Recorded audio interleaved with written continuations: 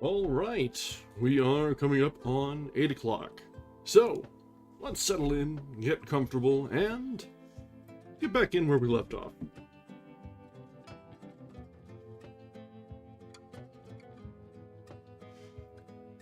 All right, so,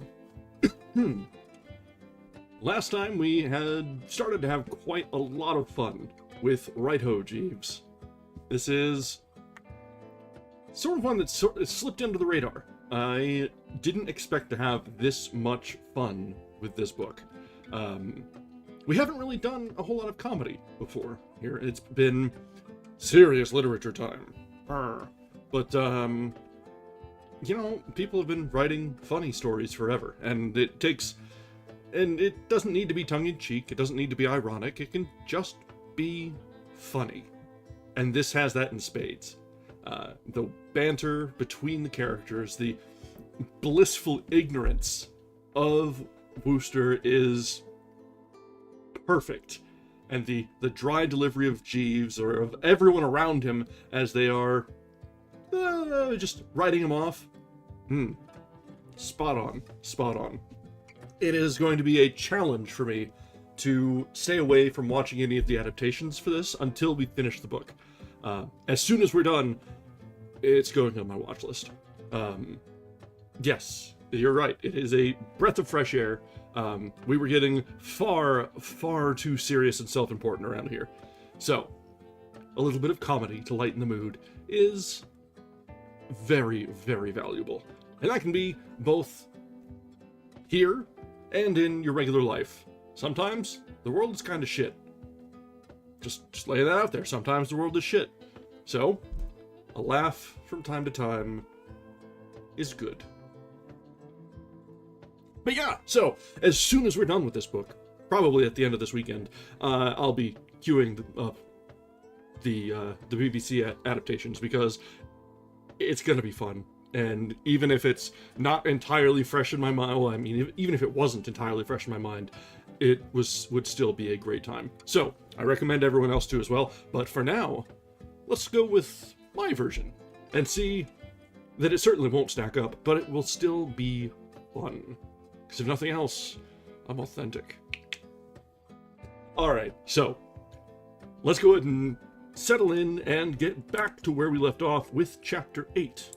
You may remember that Bertram has gone off to see if he can mend his relative's wedding, or engagement, because things have gone all to pieces. And I'm sure he'll find some way to bungle it up, but it will all still work out in the end, because I'm certain Jeeves will sweep in and just make it work in the best way. All right, so Chapter 8 of Right-Ho, Jeeves! I think I've told you before about young Toppy Glossop. He was the fellow, if you remember, who, callously ignoring the facts that we had been friends in boyhood, betted me one night at the Drones that I could swing myself across the swimming bath by the rings, a childish feat for one of my lissomeness, and then, having seen me well on the way, looped back the last ring, thus rendering it necessary for me to drop into the deep end in formal evening costume. To say that I had not resented this foul deed, which seemed to me deserving of the title of the crime of the century, would be paltering with the truth. I had resented it profoundly, chafing not a little at the time, and continuing to chafe for some weeks. But you know how it is with these things. The wound heals, the agony abates. I am not saying, mind you, that had the opportunity presented itself of dropping a wet sponge on Tuppy from some high spot or of putting an eel in his bed, or finding some other form of self-expression of a like nature, I would not have embraced it eagerly. But let me out. I mean to say, grievously injured though I had been, it gave me no pleasure to feel that the fellow's bally life was being ruined by the loss of a girl whom, despite all that had passed, I was convinced he still loved like the dickens. On the contrary, I was heart and soul in favour of healing the breach, and rendering everything hotsy-totsy once more between these two young sundered blighters. You will have gleaned that from my remarks to Aunt Dahlia, if you had been present at this moment and had seen the kindly commiserating look that I gave Tuppy, you would have gleaned it still more. It was one of those searching, melting looks, and was accompanied by the hearty clasp of the right hand and gentle laying of the left on the collarbone. "Well, Tuppy, old man," I said, "how are you, old man?" My commiseration deepened as I spoke the words, for there had been no lighting up of the eye, no answering pressure of the palm, no sign whatever, in short, of any disposition on his part to do spring dances at the sight of an old friend. The man seemed sandbagged, melancholy, as I remember Jeeves saying once about Pongo Twistleton, when he was trying to knock off smoking, had marked him for her own. Not that I was surprised, of course. In the Cirques, no doubt, a certain moodiness was only natural. I released the hand, ceased to knead the shoulder, and, producing the old case, offered him a cigarette. He took it dully. "Are you here, Bertie?" he asked. "Yes, I'm here. Just passing through, come to stay." I thought for a moment. I might have told him that I had arrived at Brinkley Court with the expressed intention of bringing Angela and himself together once more, of knitting up the severed threads and so on and so forth. And for perhaps half the time required for the lighting of a gasper, I had almost decided to do so. Then I reflected. Better, on the whole, perhaps not. To broadcast the fact that I had proposed to take him and Angela and play on them as on a couple of stringed instruments might have been injudicious. Chaps would always like being played on as on a stringed instrument. "It all depends," I said. "I may remain, I may push on. My plans are uncertain." He nodded listlessly, rather in the manner of a man who did not give a damn what I did, and stood gazing out over the sunlit garden. In build and appearance, Tuppy somewhat resembles a bulldog, and his aspect now was that of one of those fine animals who has just been refused a slice of cake. It was not difficult for a man of my discernment to read what was in his mind, and it occasioned me no surprise. Therefore, when his next words had to do with the subject marked with a cross on the agenda paper. "You've heard of this business of mine, I suppose, me and Angela?" "I have indeed, Tuppy, old man. We've bust up. I know. Some little friction, I gather, in regards to Angela's shark." "Yes. I said it must have been a flatfish."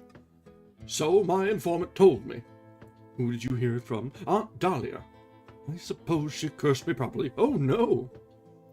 Beyond referring to you in one passage as this blasted gossip, she was, I thought, singularly temperate in her language for a woman who at one time hunted regularly with the corn.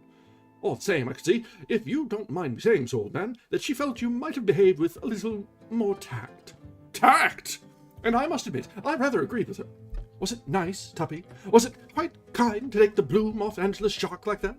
You must remember that Angela's shark is very dear to her. Could you not see what a sock on the jaw it would be for the poor child to hear it described by the man whom she had given her heart as a flatfish?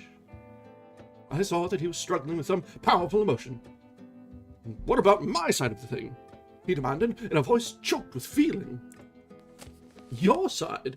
You don't suppose," said Tuppy with rising vehemence, "that I would have exposed this dashed synthetic shark for the flatfish it undoubtedly was, if there had not been causes that led up to it? What induced me to speak as I did it was the fact that Angela, that little squirt, had just been most offensive, and I seized the opportunity to get a bit of my own back." "Offensive?" "Exceedingly offensive, purely on the strength of my having let fall some casual remark simply by way of saying something and keeping the conversation going, to the effect that I was wondered what Anatole was going to give us for dinner. She said that I was too material and ought not always be thinking of food. Material, my elbow! As a matter of fact, I'm particularly spiritual." "Quite. I don't see any harm in wondering what Anatole was going to give us for dinner. Do you?" "Of course not. A mere ordinary tribute of respect to a great artiste." "Exactly. All the same. Well, I was going to say that it seems a pity that the frail craft of love should come to a stinker like this when a few manly words of contrition." He stared at me. "You aren't suggesting that I should climb down? It would be the fine big thing, old egg." "I wouldn't dream of climbing down." "But Tuppy—" "No, I wouldn't do it." "But you love her, don't you?" This touched the spot. He quivered noticeably, and his mouth twisted. Quite the tortured soul. "I'm not saying I don't love the blighter," he said, obviously moved. "I love her passionately, but that doesn't alter the fact that I consider that what she needs most in this world is a swift kick in the pants." A Wooster could scarcely pass this. "Tuppy, old man." "It's no good saying Tuppy, old man." "Well, I do say Tuppy, old man. Your tone shocks me. One raises the eyebrows. Where is the fine old chivalrous spirit of the Glossops? That's all right about the fine old chivalrous spirit of the Glossops. Where's the sweet, gentle, womanly spirit of the Angelas? Telling a fellow he was getting a double chin. Did she do that? She did. Oh, well, girls will be girls. Forget it, Tuppy. Go to her and make it up. He shook his head. No, it is too late. Remarks have been passed about my tummy, which it is impossible to overlook. But, tell me, Tuppy, to be fair, you once told her her new hat made her look like a Pekingese. It did make her look like a Pekingese. That was not vulgar abuse, it was sound, constructive criticism, with no motive behind it but the kindly desire to keep her from making an exhibition of herself in public. Wantonly to accuse a man of puffing when he goes up a flight of stairs is something very different. I began to see that the situation would require all my address and ingenuity. If the wedding bells were ever to ring out in the little church of Market Snodsbury, Bertram had plainly got to put in some shrewdish work. I had gathered during my conversation with Aunt Dahlia that there had been a certain amount of frank speech between the two contracting parties. But I had not realized till now that matters had gone so far. The pathos of the thing gave me the pip. Tuppy had admitted in so many words that love still animated the Glossop bosom. And I was convinced that, even after all that occurred, Angela had not ceased to love him. At the moment, no doubt, she might be wishing that she could hit him with a bottle. But deep down in her, I was prepared to bet that there still lingered all the old affection and tenderness. Only injured pride was keeping these two apart, and I felt that if Tuppy would make the first move, all would be well. Had another whack at it. She's broken-hearted about this rift, Tuppy. How do you know? Have you seen her? No, but I'll bet she is. She doesn't look it. Wearing the mask, no doubt. Jeeves does that when I assert my authority. She wrinkles her nose at me as if I were a drain that had gone out of order. Merely the mask.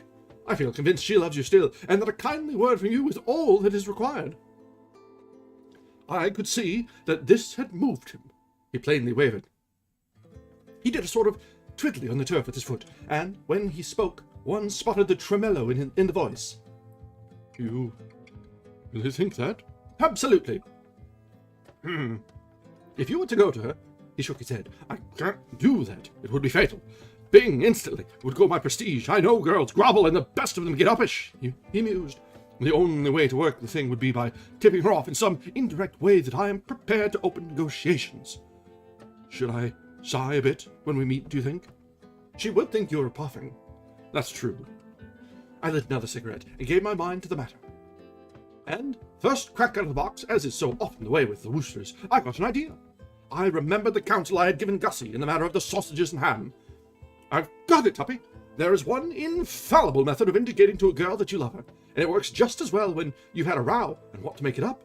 Don't eat any dinner tonight. You can see how impressive that would be. She knows how devoted you are to food. He started violently. I am not devoted to food. No, I am not devoted to food at all. Quite, all I meant, this rot about me being devoted to food, said Tuppy warmly, has got to stop. I am young and healthy and have a good appetite, but that's not the same as being devoted to food. I admire Anatole as a master of his craft, and I'm always willing to consider anything he may put before me, but when you say I am devoted to food... Quite, all I meant was that if she sees you push away your dinner untasted, she will realize that your heart is aching, and will probably be the first to suggest blowing all the clear. Tuppy was frowning thoughtfully. Push my dinner away, eh? Yes. Push away a dinner cooked by Anatole? Yes. Pushed away untasted? Yes. Let's get this straight. Tonight at dinner, when the butler offers me a riz de veau de financier, or whatever it may be, hot from Anatole's hands, you wish me to put it away untasted? Yes. He chewed his lip.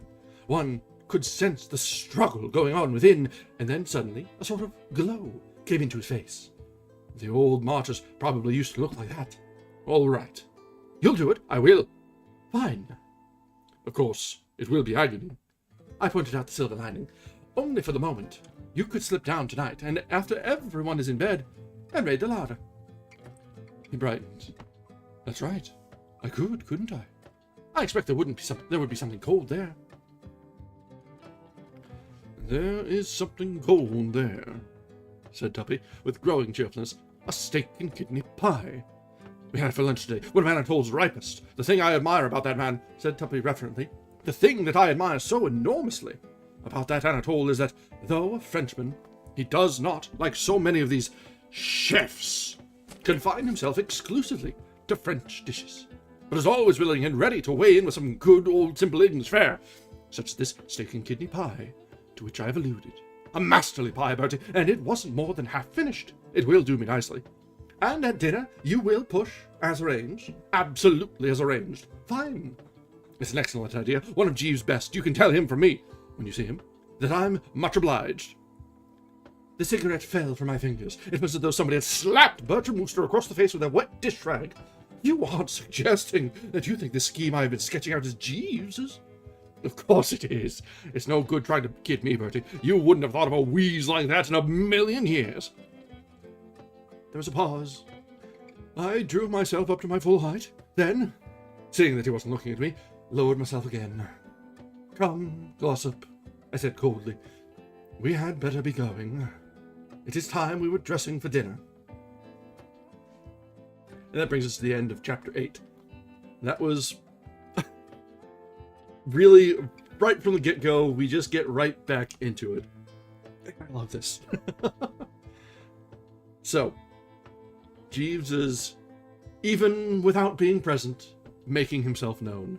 It may be that, this idea may have been Bertram's, and it may not have been the worst idea. But, And the random banter between the characters is always just spot on. We get Bertie calling Tuppy fat.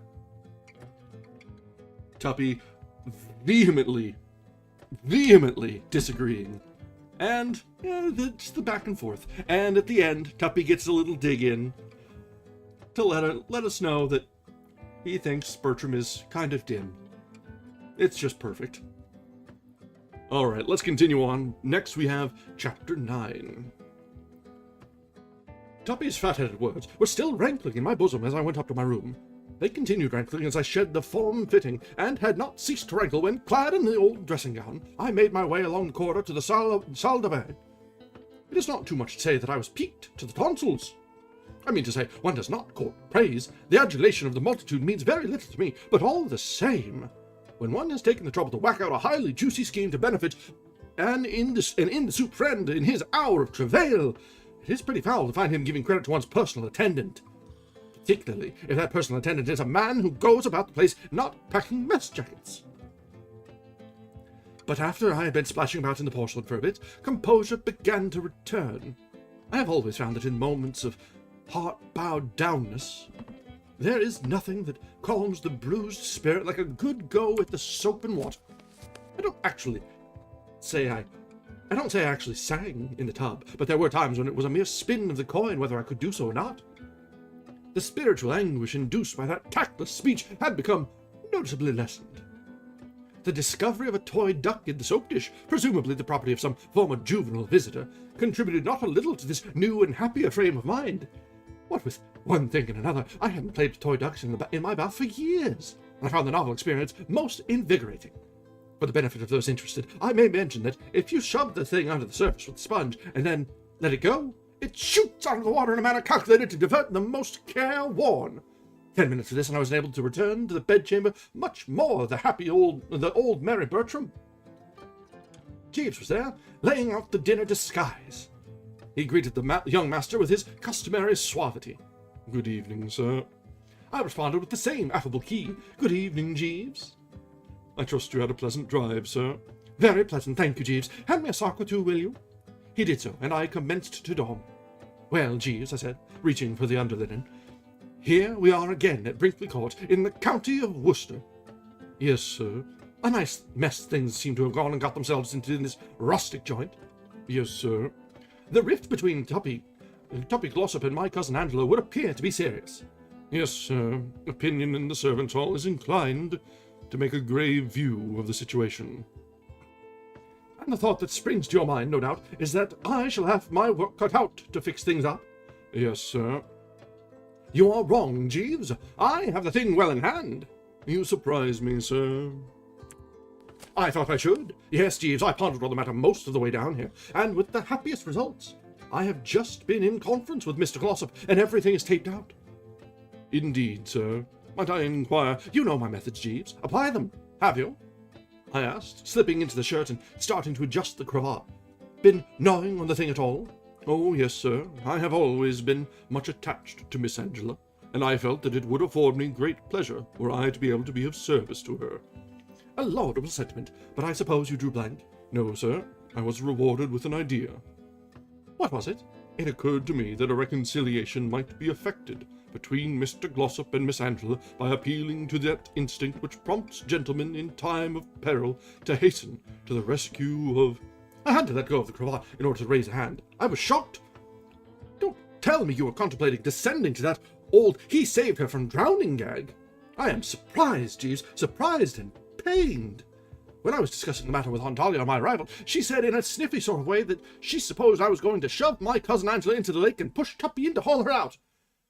I let her see it pretty clearly that I considered the suggestion an insult to my intelligence.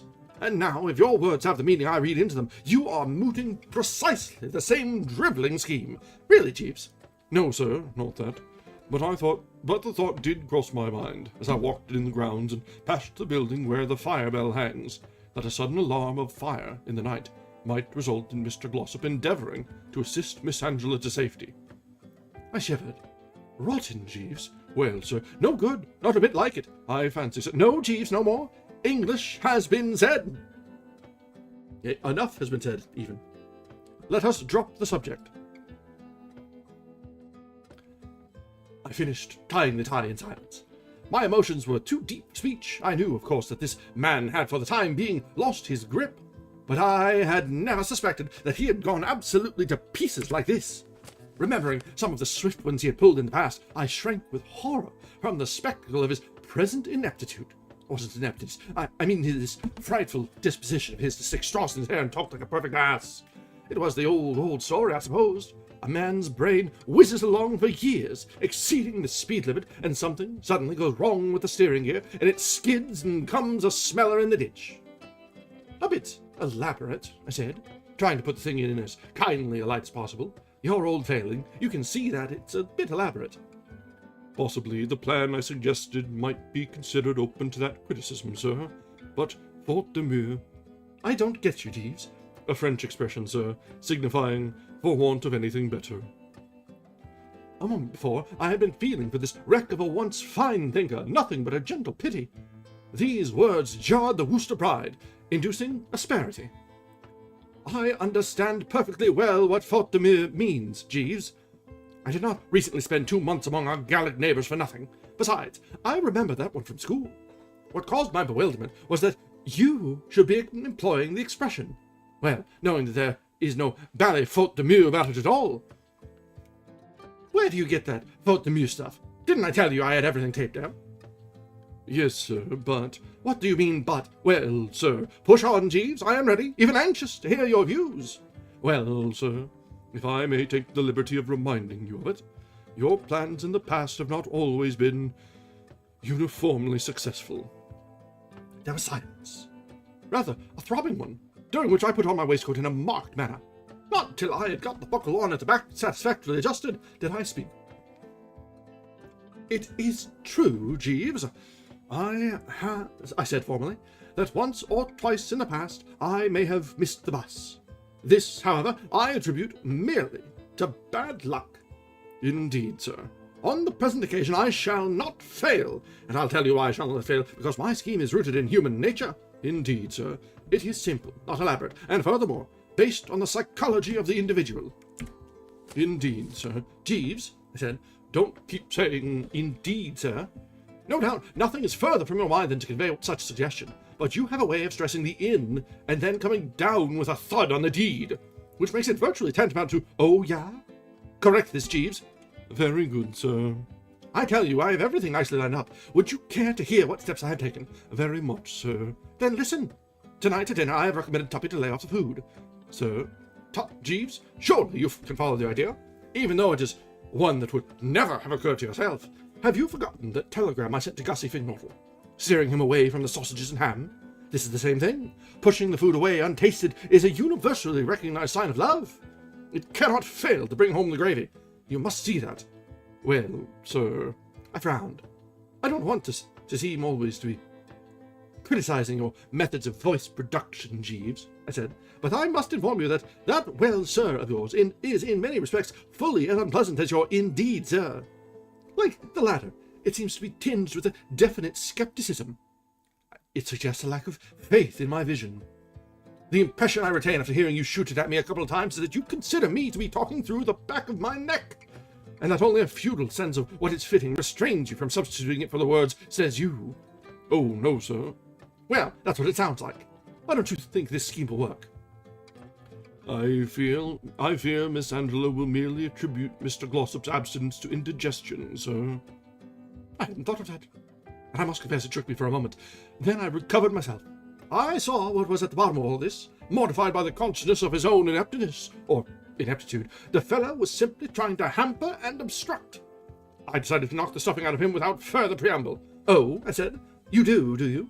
Well, be that as it may, it doesn't alter the fact that you've put out the wrong coat. Be so good, Jeeves, I said, indicating with a gesture the gent's ordinary dinner jacket, or smoking, as we call it on the Côte d'Azur, which was suspended from the hanger on the knob of the wardrobe, as to shove that bally black thing in the cupboard and bring out my white mess jacket with the brass buttons. He looked at me in a meaning manner, and when I say meaning matter, I mean there was a respectful but at the same time uppish glint in his eye and a sort of muscular spasm flickered across his face, which wasn't quite a quiet smile, and yet wasn't quite not a quiet smile. Also the soft cough. I regret to say, sir, that I inadvertently omitted to pack the garment to which you refer. The vision of that parcel in the hall seemed to rise before my eyes, and I exchanged a merry wink with it. I may even have hummed a bar or two. I'm not quite sure. I know you did, Jeeves, I said, laughing down the lazy eyelids and nicking a speck of dust from the irreproachable Michelin lace at my wrists. But I didn't. You will find it on a chair in the hall in a brown paper parcel. The information that his low manoeuvres had been rendered null and void, and that the thing was on the strength after all, must have been the nastiest of jars, but there was no play of expression on his finely chiselled to indicate it. There very seldom is on Jeeves's face. In moments of discomfort, as I had told Tuppy, he wears a mask, preserving throughout the quiet stolidity of a stuffed moose. You might just slide down and fetch it, will you? Very good, sir. Right-ho, Jeeves. And presently I was sauntering towards the drawing-room with the good old Jane nestling snugly abaft in the shoulder-blades. And Dahlia was in the drawing-room. She glanced up at my entrance. Hello, I saw, she said. What do you think you've made up as? I did not get the purport. The jacket, you mean? I queried, groping. I do. You look like one of the chorus of male guests at Abernethy Towers in Act 2 of a touring musical comedy. You do not admire this jacket? I do not. You did at Cannes. Well, this isn't Cannes, but dash it. Oh, never mind, let it go. If you want to give my butler a laugh, what does it matter? What does anything matter now? There was a death where is thy sting fullness about her manner, which I found distasteful. It isn't often that I score off Jeeves in the devastating fashion just described, and when I do, I like to see happy, smiling faces about me. Tails up, Aunt Dahlia, I urged buoyantly. Tails up be dashed, was her somber response. I've just been talking to Tom. Telling him? No, listening to him. I haven't had the nerve to tell him yet. Is he still upset about the income tax money? Upset is right. He says that civilization is in the melting pot, and that all thinking men can read the writing on the wall. What wall? Old Testament, ass. Belshazzar's feast. Oh, that, yes. I've often wondered how that gag was worked. With mirrors, I expect. I wish I could use mirrors to break it to Tom about the baccarat business. I had a word of comfort to offer here. I had been turning the thing over in my mind since our last meeting, and I thought I saw where she had got twisted. Where she had made her error, it seemed to me, was in feeling she had got to tell Uncle Tom. To my way of thinking, the matter was one on which it would be better to continue to exercise a quiet reserve. I don't see why you need to mention that you lost that money at baccarat. What do you suggest, then? Letting Milady's boudoir join civilization in the melting pot? Because that is what it would inevitably do unless I get a check by next week. The printers have been showing a nasty spirit for months. You don't follow. Listen, it's an understood thing, I take it, that Uncle Tom foots the boudoir bills. If the bolly sheet has been turning the corner for 2 years, he must have got used to forking out by this time. Well, simply ask him for the money to pay the printers. I did, just before I went to Cannes. Wouldn't he give it to you? Certainly, he gave it to me. He dressed up like an officer and gentleman. That was the money I lost at baccarat. Oh, I didn't know that. There isn't much you do know. A nephew's love made me overlook the slur. Tut, I said. What did you say? I said tut. Say it once again and I'll biff you where you stand. I've enough to endure without being tutted at. Quite. Any tuttings that required I'll attend to myself. And the same applies to clicking the tongue, if you were thinking of doing that. Far from it. Good. I stood a while and thought. I was concerned to the core. My heart, if you remember, had already bled once for Aunt Dolly this evening. It now bled again. I knew how deeply attached she was to this paper of hers. Seeing it go down the drain would be, for her, like watching a loved child sink for the third time in some pond or mire. And there was no question that, unless carefully prepared for the touch, Uncle Tom would see 100 Milady's boudoirs go foot rather than take the rap. Then I saw how the thing could be handled. This aunt, I perceived, must fall into line with my other clients. Tuppy Glossop was knocking off dinner to melt Angela. Gussie Fing-Nottle was knocking off dinner to impress the Bassett. Aunt Dahlia must knock off dinner to soften Uncle Tom. For the beauty of this scheme of mine was that there was no limit to the number of entrants. Come one, come all, the more the merrier. The satisfaction guaranteed in every case. I've got it, I said. There is only one course to pursue. Eat less meat. She looked at me in a pleading sort of way. I wouldn't swear that her eyes were wet with unshed tears, but I rather think they were. Certainly, she clasped her hands in piteous appeal. Must you drivel, Bertie? Won't you stop it just this once? Just for tonight? To please Aunt Dahlia? I'm not drivelling. I dare say that to a man of your high standards it doesn't come under the head of drivel, but I saw what had happened. I hadn't made myself quite clear. It's all right, I said. I have no misgivings. This is the real Tabasco. When I said eat less meat, what I meant was that you must refuse your oats at dinner tonight. Just sit there, looking blistered, and wave away each course as it comes with a wary gesture of resignation. You see what will happen. Uncle Tom will notice your loss of appetite, and I am prepared to bet that at the conclusion of the meal, he'll come to you and say, Dahlia, darling. I take it he calls you Dahlia. Dahlia, Dahlia, darling. He will say, I noticed at dinner tonight that you were a bit off your feed. Is anything the matter, Dahlia, darling? Why, yes, Tom, darling, you will reply. It is kind of you to ask, darling. The fact is, darling, I am terribly worried. My darling, he will say. Aunt Dahlia interrupted at this point to observe that these traverses seemed to be a pretty soppy couple of blighters. To judge by the dialogue, she also wished to know when I was going to get to the point. I gave her a look. My darling, he will say tenderly, is there anything I can do? To which your reply will be that there jolly well is, viz., reach for his checkbook and start writing. I was watching her closely as I spoke, and was pleased to note respect suddenly dawned in her eyes. But Bertie, this is positively bright. I told you, Jeeves wasn't the only fellow with a brain. I believe it would work. It's bound to work. I've recommended it to Tubby. Young Glossop, in order to soften Angela. Splendid! And to Gussie Fing-Nottle, who wants to make a hit with the Bassett. Well, well, well, what a busy little brain it is.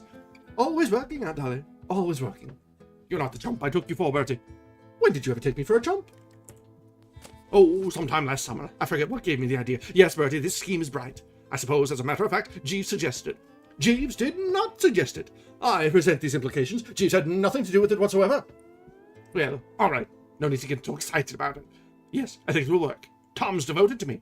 Who wouldn't be? I'll do it. And then the rest of the party trickled in, and we toddled down to dinner. Conditions being as they were at Brinkley Court, I mean to say, the place being loaded down above the Plimsoll mark with aching hearts and standing room only as regarded tortured souls, I hadn't expected the evening meal to be particularly effervescent. Nor was it. Silent, sombre, the whole thing more than a bit like Christmas dinner on Devil's Island. I was glad when it was over. What with having, on top of her other troubles, to rein herself in from the trough, Aunt Dahlia was at a total loss as far as anything in the shape of brilliant badinage was concerned. The fact that he was 50 quid in the red, and expecting civilization to take a loss at any moment, had caused Uncle Tom, who always looked a bit like a pterodactyl with a secret sorrow, to take on a deeper melancholy. The Bassett was a silent bread crumbler. Angela might have been hewn from the living rock. Tuppy had the air of a condemned murderer refusing to make the usual hearty breakfast before tooling off to the execution shed. And as for Gussie Fing-Nottle, many an inexperienced undertaker would have been deceived by his appearance and started embalming him on sight. This was the first glimpse I had had of Gussie since we parted at my flat, and I must say his demeanor disappointed me. I had been expecting something a great deal more sparkling. At my flat, as on the occasion alluded to, he had, if you recall, practically given me a signed guarantee that all he needed to touch him off was a rural setting. Yet, in this aspect now, I could detect no indication whatsoever that he was about to round into mid-season form. He still looked like a cat in an adage, and it did not take me long to realize that my very first act on escaping from this morgue must be to draw him aside and give him a pep talk. If ever a chap wanted the clarion note, it looked as if it was this Fink-Nortle. In the general exodus of mourners, however, I lost sight of him, and, owing to the fact that Aunt Dahlia roped me in for a game of backgammon, it was not immediately that I was able to institute a search. But after we had been playing for a while, the butler came in and asked her if she would speak to Anatole, so I managed to get away. And some 10 minutes later, having failed to find scent at the house, I started to throw out the dragnet through the grounds, and flushed him in the rose garden. He was smelling a rose at the moment in a limp sort of way, but removed the beak as I approached. "Well, Gussie," I said. I had beamed genially upon him as I spoke, such being my customary policy on meeting an old pal, but instead of beaming back genially, he gave me a most unpleasant look. His attitude perplexed me. It was as if he were not glad to see Bertram. For a moment he stood letting this unpleasant look play upon me, as it were, and then he spoke. "You and your, well, Gussie," he said this between clenched teeth. Always an unmatey thing to do, and I found myself more fogged than ever. "How do you mean, me and my, well, Gussie?" "I like your nerve, coming bounding about the place saying, 'Well, Gussie.' That's what all the, well, Gussie, I shall require from you, Wooster. And it's no good looking like that. You know what I mean. That damned prize-giving. It was a dastardly act to crawl out as you did and shove it off on me. I will not mince my words. I was the act of a hound and a stinker. Now, though, as I have shown, I have devoted most of the time on the journey down to meditating upon the case of Andel Tuppy. I had not neglected to give a thought or two of what I was going to say when I encountered Gussie. I had foreseen that there might be some little temporary unpleasantness when we met, and when a difficult interview is in the offing, Bertram Wooster likes to have his story ready. Now, I was able to reply with a manly, disarming frankness. The sudden introduction of the topic had given me a bit of a jolt, it is true, for in the stress of recent happenings I had rather let the prize-giving business slide to the back of my mind, but I had speedily recovered and, as I say, was able to reply with a manly, disarming frankness. "But, my dear chap," I said, "I took it for granted that you would understand that that was all part of my schemes." He said something about my schemes which I did not catch. "Absolutely. Crawling out is entirely the wrong way to put it. You don't suppose I didn't want to distribute those prizes, did you? Left myself, there is nothing I would find a greater treat. But I saw that the square, generous thing to do was to step aside and let you take it on. So I did so. I felt that your need was greater than mine. You don't mean to say you aren't looking forward to it." He uttered a coarse expression, which I wouldn't have thought he had known. It just shows that you can bury yourself in the country and still somehow acquire a vocabulary. No doubt, one picks up things from the neighbours, the vicar, the local doctor, the man who brings the milk, and so on. "But, dash it," I said, "can't you see what this is going to do for you? It will send your stock up with a jump. There you'll be up on that platform, a romantic, impressive figure, the star of the whole proceedings, the what you call it of all eyes. Madeline Bassett will be all over you. She will see you in a totally new light." "She will she?" "Certainly she will, Augustus Fink-Nortle, the newt's friend. She knows. She is acquainted with Augustus Fink-Nortle, the dog's chiropodist, but Augustus Fink-Nortle, the orator, that'll knock her sideways. Or, I know nothing of the female heart. Girls go potty over a public man. If anyone ever did anything else a kindness, it was I, when I gave this extraordinary, attractive assignment to you." He seemed impressed by my eloquence. Couldn't have helped himself, of course. The fire faded from behind his horn-rimmed spectacles, and in its place appeared the old fish-like goggle. "Yes," he said meditatively. "Have you ever made a speech, Bertie?" "Dozens of times. It's why. Nothing to it. Why, I once addressed a girls' school." "You weren't nervous?" "Not a bit." How did you go?" "They hung on my lips. I held them in the hollow of my hand." "They didn't throw eggs or anything?" "Not a thing." He expelled a deep breath, and for a space stood staring in silence at a passing slug. "Well," he said at length, "it may be all right. Possibly I'm letting the thing prey on my mind too much. I may be wrong in supposing it is the fate that is worse than death. But I'll tell you this much. The prospect of that prize giving on the 31st of this month has been turning my existence into a nightmare. I haven't been able to sleep, or think, or eat.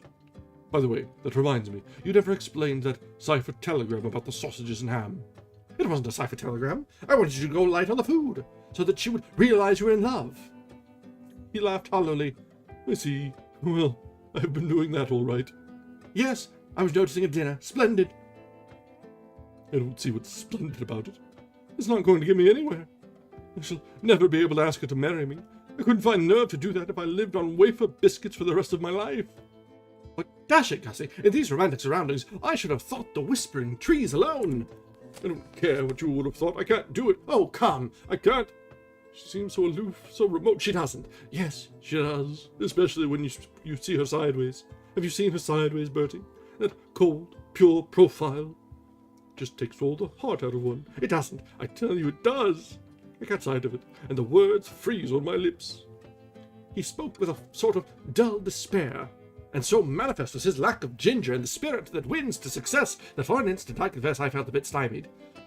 It seemed hopeless to go on trying to steam up such human jellyfish. Then I saw the way. With that extraordinary quickness of mine, I realized exactly what must be done if this Fink Knottle was to be enabled to push his nose past the judge's box. "She must be softened up," I said. "Be what?" "Softened up, sweetened, worked on. Preliminary spade work must be put in. Here, Gussie, is the procedure I propose to adopt. I shall now return to the house and lug this basset out for a stroll. I shall talk to her of hearts that yearn, intimating that there is one actually on the premises. I shall pitch it in strong, sparing no effort. You, meanwhile, will lurk on the outskirts, and in about a quarter of an hour you will come along and carry on from there. By that time, her emotions having been stirred, you ought to be able to do the rest on your head. It will be like leaping on to a moving bus. I remember when I was a kid at school having to learn a poem sorts about a fellow named Pig something, a sculptor he would have been, no doubt, who made a statue of a girl, and what should happen one morning but that the bally thing suddenly came to life? Pretty nasty shock for the chap, of course, but the point I'm working round to is that there were a couple of lines that went, if I remember correctly, she starts, she moves, she seems to feel the stir of life along her keel. And what I'm driving at is that you couldn't get a better description of what happened to Gussie as I spoke these heartening words. His brow cleared, his eyes brightened, he lost that fishy look, and he gazed at the slug, which was still on the long trail with something approaching bonhomie. A marked improvement. "I see what you mean. You will sort of pave the way, as it were." "That's right, spade work." "It's a terrific idea, Bertie. It will make all the difference." "Quite, but don't forget that after that it will be up to you. You will have to haul up your slacks and give her the old oil, or my efforts will have been in vain." Something of his former God-helplessness seemed to return to him. He gasped a bit. "That's true. What the dickens will I say?" I restrained my impatience with an effort. The man had been at school with me. "Dash it, there are hundreds of things you can say. Talk about the sunset." "The sunset?" "Certainly. Half the married men you meet begin by talking about the sunset." "What can I say about the sunset?" "Well, Jeeves got off a good one the other day. I met him airing the dog in the park one evening, and he said, 'Now fades the glimmering landscape on the sight, sir. And all the air of solemn stillness holds.' You might use that." "What sort of landscape?"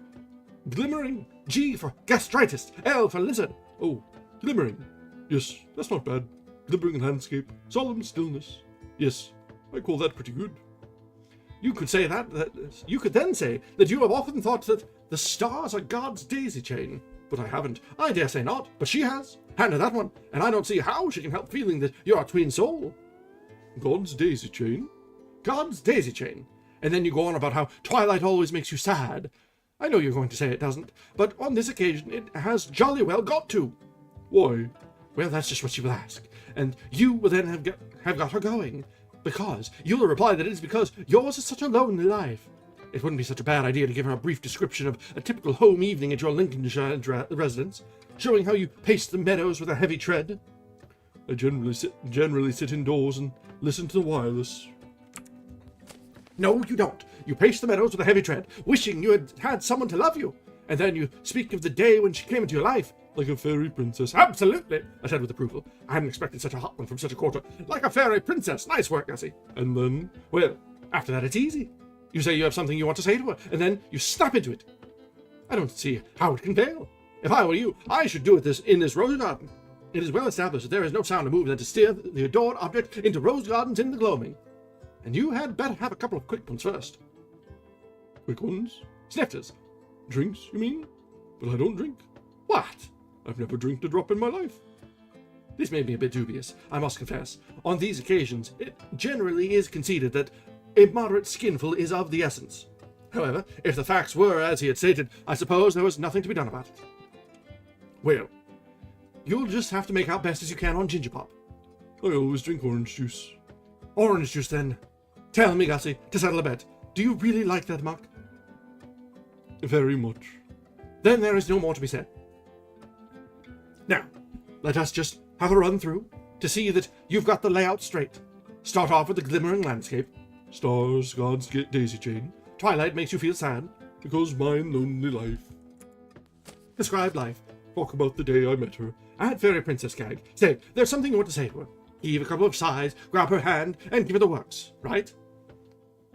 And confident that he grasped the scenario, and that everything might now be expected to proceed through the proper channels, I picked up the feet and hastened back to the house. It was not until I had reached the drawing room and was enabled to take a square look at the basset that I found the debonair gaiety with which I had embarked in this affair beginning to wane a trifle. Beholding her at close range like this, I suddenly became cognizant of what I was in for.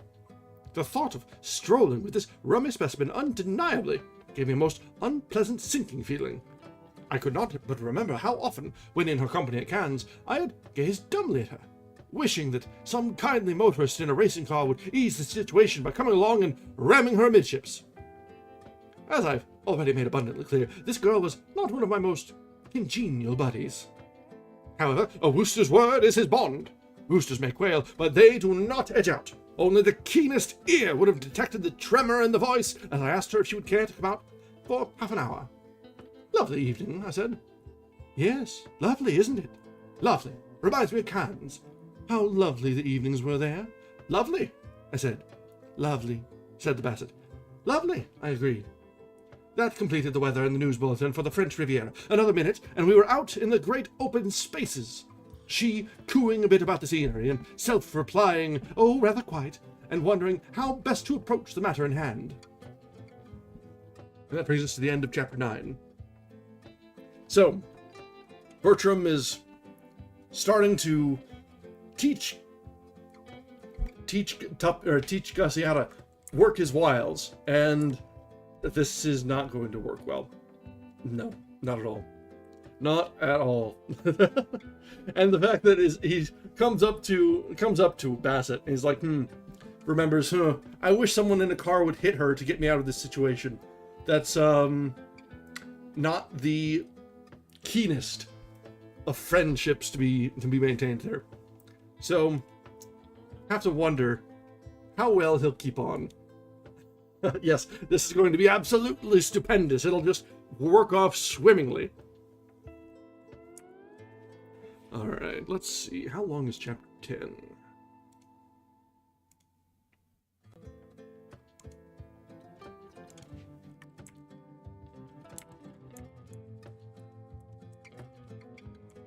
Okay, it's got... it's reasonably long, but this will probably get us into our break then. So, let's keep going now with chapter 10, because we have to see how Gussie gets on. We have to see whether the rather bookish newt lover is going to bag the beauty that is Bassett, or whether things will spiral terribly, terribly out of control. I have a bad feeling about this.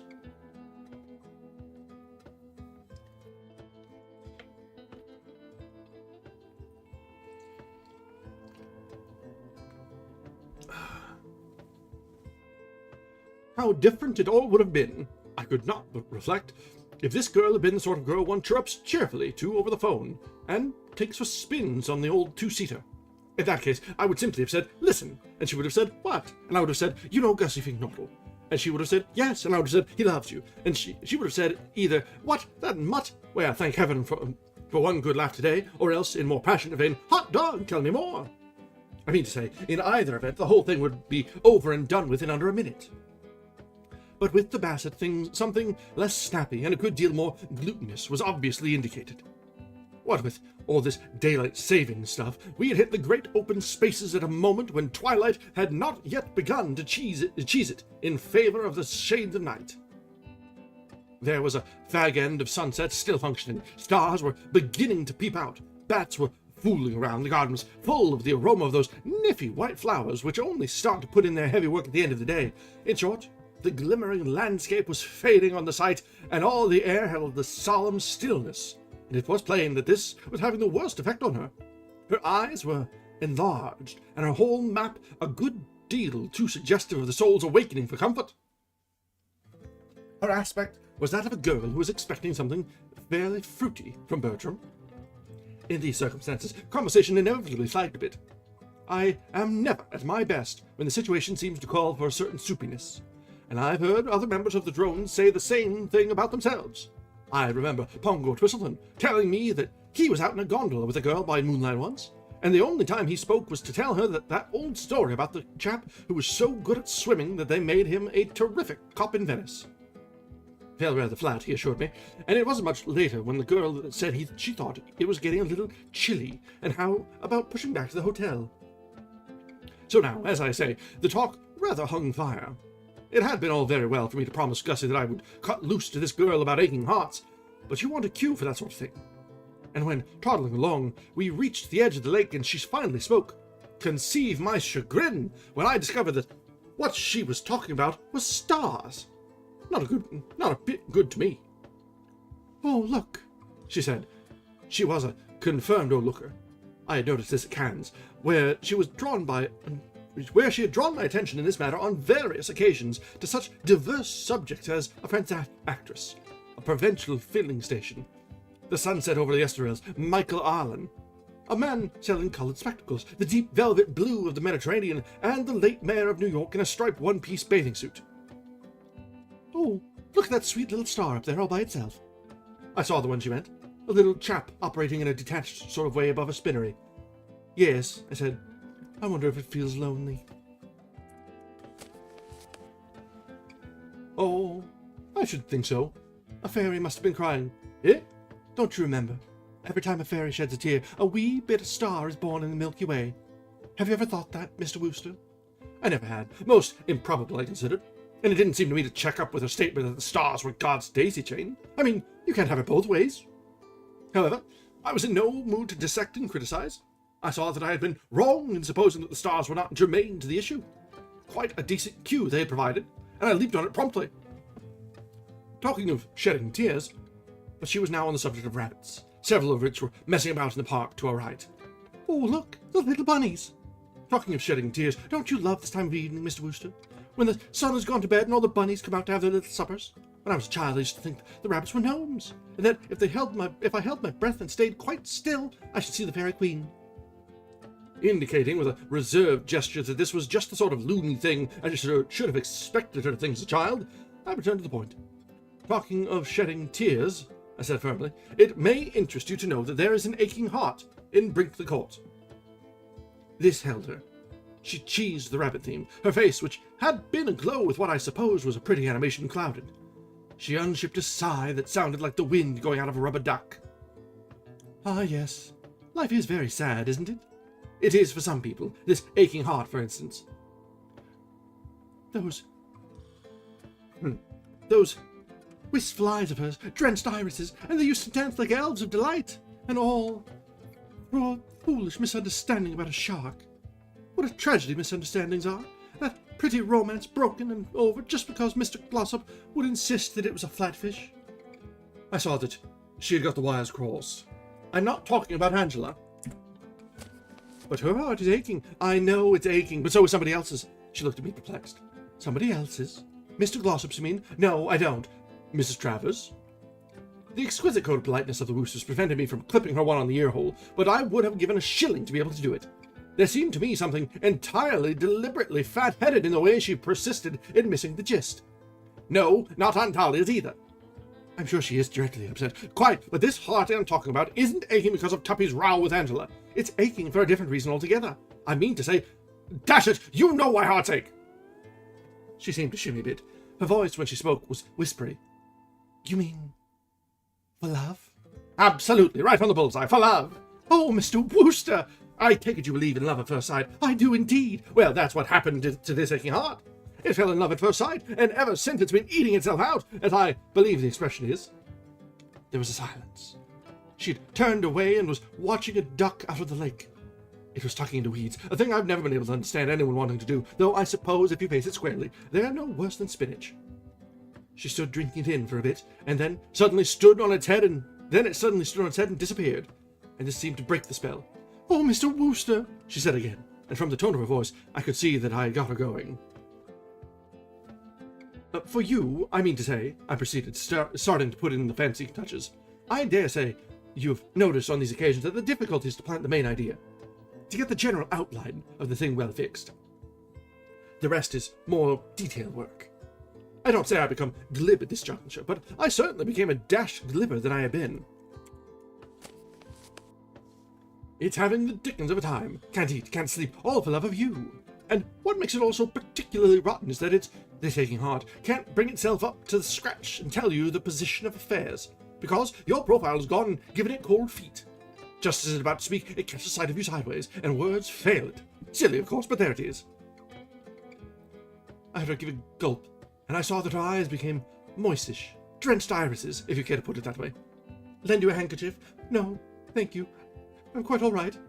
It was more than I could say for myself. My efforts had left me weak. I don't know if you suffer in the same way, but with me, the act of talking anything in the nature of real mashed potatoes always induces a sort of prickly sensation, and a hideous feeling of shame, together with a marked starting of the pores. I remembered my Aunt Agatha's place in Hertfordshire, once being put in the spot and forced to enact the role of King Edward III, saying goodbye to that girl of his, fair Rosamund, at some sort of pageant in aid of the distressed daughters of the clergy. It involved some rather warmish medieval dialogue, I recall, racy of the days when they called a spade, and by the time the whistle blew, I'll bet no daughter of the clergy was half as distressed as I was. Not a dry stitch. My reaction now was very similar. It was a highly liquid Bertram who, hearing this vis-a-vis, gave a couple of hiccups and started to speak, bent an attentive ear. Please, don't say any more, Mr. Wooster. Well, I wasn't going to, of course. I understand. I was glad to hear this. Yes, I understand. I won't be so silly as to pretend not to know what you mean. I suspected this at Cannes, when you used to stand and stare at me without speaking a word, but with whole volumes in your eyes.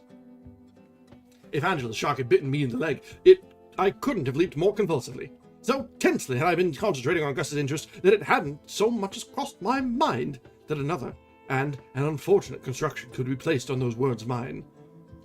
The perspective already bedewing, the perspiration already bedewing my brow, became a regular Niagara. There is a minor bit of annoyance that I have to give. The author very regularly abbreviates words. So, this was the persp. Like, okay, I know context clues are helpful, but come on. Come on!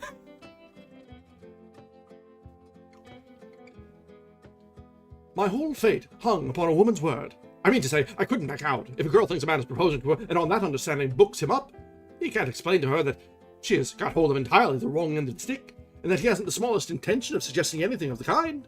He must simply let it ride. And the thought of being engaged to a girl who talked openly about fairies and being born because stars blew their noses or whatever it was, frankly appalled me. She was carrying on with her remarks, and as I listened, I clenched my fists till I shouldn't wonder if the knuckles didn't stand out white under the strain. It seemed as if she would never get to the nub. Yes, all through those days at Cannes, I could see that what you were trying to say. A girl always knows. And then you followed me down here, and there was that same dumb, yearning look in your eyes when we met this evening. And then you were so insistent that I should come out and walk with you in the twilight. And now you stammer out those halting words. No, this does not come as a surprise, but I am sorry. The word was like one of Jeeves' pick-me-ups. Just as if a glassful of meat sauce, red pepper, and the yolk of an egg, though, as I say, I am convinced that these are not the sole ingredients, had been shot into me, I expanded like some lovely flower, blossoming in the sunshine. It was all right, after all. My guardian angel had not been asleep at the switch.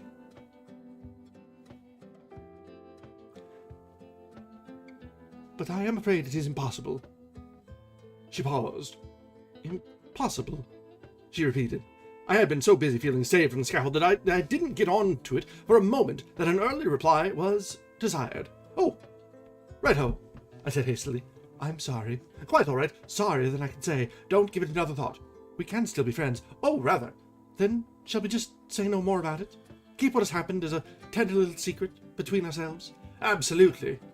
We will, like something lovely, fragrant, laid away in lavender. In lavender. Right. There was a longish pause. She was gazing at me in a divinely pitying sort of way, much as if I had been a snail she had happened accidentally to bring her short French vamp down on. And I longed to tell her that it was all right, and that Bertram, so far from being the victim of despair, had never felt fizzier in his life. But of course, one can't do that sort of thing. I simply said nothing, and stood there looking brave. I wish I could, she murmured. Could? I said, for my attention had been wandering. Feel towards you as you would like me to feel? Ah! Oh. But I can't. I'm sorry. Absolutely okay. Faults on both sides, no doubt. Because I am fond of you, Mr... No. And I think I must call you Bertie. May I? Oh, rather. Because we are real friends. Quite. I do like you, Bertie. And if things were different, I wonder... Eh? After all, we are real friends. We have this common memory. You have a right to know. I don't want you to think... Life is such a muddle, isn't it? To many men, no doubt, these broken utterances would have appeared mere drooling, and would have been dismissed as such. But the Woosters are quicker-witted than the ordinary, and can read between the lines. I suddenly divined what it was that she was trying to get off the chest. You mean there's someone else? She nodded. You're in love with some other bloke? She nodded. Engaged, what? This time she shook the pumpkin. No, not engaged. Well, that was something, of course. Nevertheless, from the way she spoke, it certainly looked as if poor old Gussie might as well scratch his name off the entry list. And I didn't at all like the prospect of having to break the bad news to him. I had studied the man closely, and it was my conviction that this would be about his finish. Gussie, you see, wasn't like some of my pals. The name of Bingo Little is one that springs to the lips, who, if turned down by a girl, would simply say, well, bungo, and toddle off quite happily to find another. He was so manifestly a bird who, having failed to score in the first chukker, would turn the thing up and spend the rest of his life brooding over his newts and growing out long grey whiskers, like one of those chaps you read about in novels, who live in the great white house you can just see over there through the trees and shut themselves off from the world and have pained faces. I'm afraid he doesn't care for me in that way. At least, he has said nothing. You understand that I am only telling you this because, oh, rather, it's odd that you should have asked me if I believed in love at first sight. She half closed her eyes. Whoever loved that loved not at first sight? She said in a rather rummy voice that brought back to me, I don't know why, the picture of my Aunt Agatha as Boudicca, reciting of that pageant I was speaking of. It's a silly little story. I was staying with some friends in the country. I'd gone for a walk with my dog, and the poor wee mite got a nasty thorn in his little foot, and I didn't know what to do. And then suddenly this man came along. Harking back once again to that pageant, in sketching out for you my emotions on that occasion, I showed you only the darker side of the picture. There was, I should now mention, a splendid aftermath when, having climbed out of my suit of chainmail and sneaked off to the local pub, I entered the saloon bar and requested mine host to start pouring. A moment later, a tankard of their special home brewed was in my hand, and the ecstasy of that first gulp is still green in my memory. The recollection of the agony through which I had passed was just what was needed to make it perfect. It was the same now when I realized, listening to her words, that she must be referring to Gussie. I mean to say, there couldn't have been a whole platoon of men taking thorns out of her dog that day. The animal wasn't a pincushion, and became aware that Gussie, who an instant before had, to all appearances, gone so far back in the betting as not to be worth a quotation, was the big winner after all. A sort of thrill permeated the frame, and there escaped my lips a wow so crisp and hearty that the basset leaped a liberal inch and a half from the terra firma. I beg your pardon, she said. I waved a jaunty hand. Nothing, I said, nothing. Just remember that there's a letter I have to write tonight without fail. If you don't mind, I think I'll be going in. Here, I said. Here comes Gussie Fignortle. He will look after you. And as I spoke, Gussie came sidling out from behind a tree. I passed away and left them to it. As regards these two, everything was beyond a question absolutely in order. All Gussie had to do was keep his head down and not press. Already, I felt, as I legged it back to the house, the happy ending must have begun to function. I mean to say, when you leave a girl and a man, each of whom has admitted in set terms that she and he loves him and her, in close juxtaposition in the twilight, there doesn't seem much more to do but start pricing fish slices. Something attempted, something done, something, to me, to have earned 2 pennorth of wassail in the smoking room. I proceeded thither.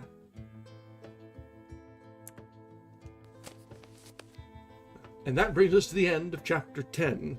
And actually, this feels like a bit of a part 2 moment, except there's actually a split in the page numberings here. So, this is the big turning point. We got through that little bit of awkwardness, and it somehow worked out. Somehow, that not only did it subvert expectations, because I know you and I both were expecting her to fall for him, and to misunderstand that entirely, which sort of, but she was holding out hope, holding out for the little newt man. And so, they're brought together at last. But that's all off screen. We may still be disappointed. It could very well be that his tongue is held fast, and we'll find out probably in future chapters as we go on, because it's a little early for a resolution, isn't it? We're not quite halfway through. Yes, exactly. She misunderstood, but it was too late. If he'd been just a little bit sooner, if he'd done it at Cannes, he probably would have bungled it. He would have had a way. Alright, let's go ahead and take a few minutes to top up our drinks, stretch our legs. It is a little bit past the hour mark here. We're making good progress tonight, and things are still every bit as interesting and entertaining as they have been so far. So, we'll be back in just a few minutes to continue from chapter 11.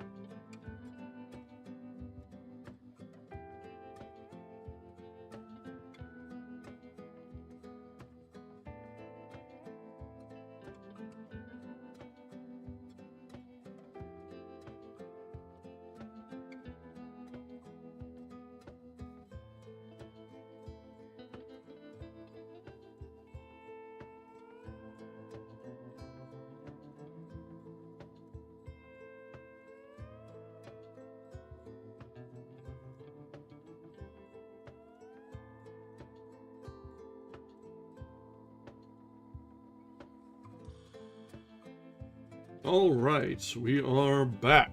Let me just update things because it's kind of a chill and gross night here, so I wanted something a little bit more bracing.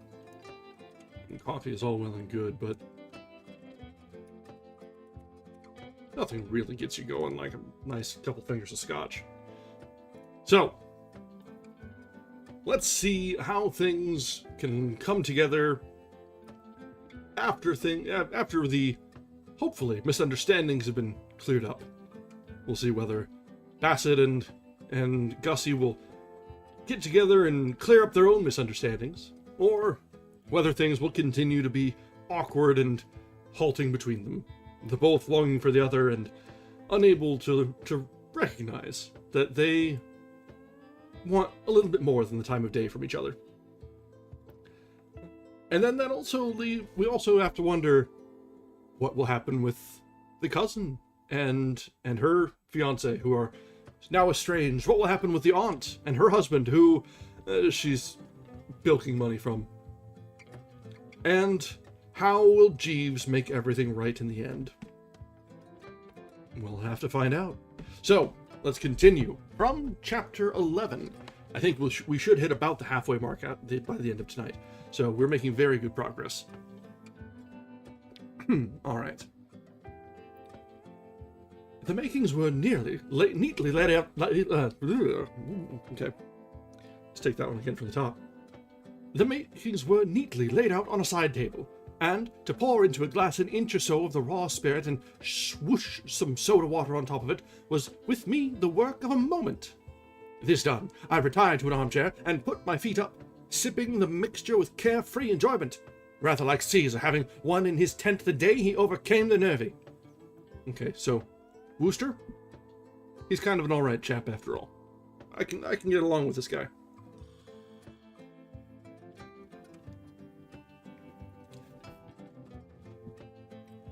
As I let the mind dwell on what must even now be taking place in that peaceful garden, I felt plucked and uplifted, though never for an instant faltering in my opinion that Augustus Finknottle was nature's final word in cloth-headed guffins. I liked the man, wished him well, and could not have felt more deeply involved in the success of his wooing if I, and not he, had been under the ether.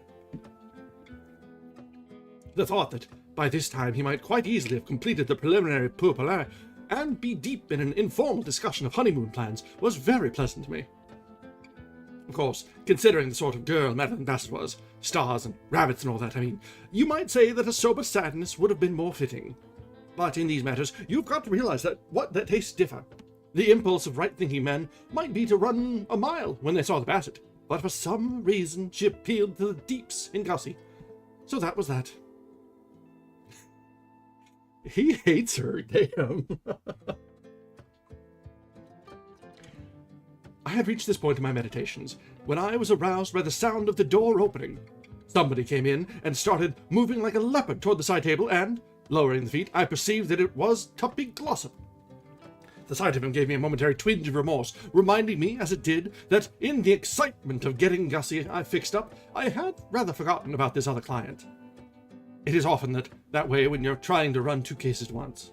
However, Gussie now being off my mind, I was prepared to devote my whole attention to the Glossop problem.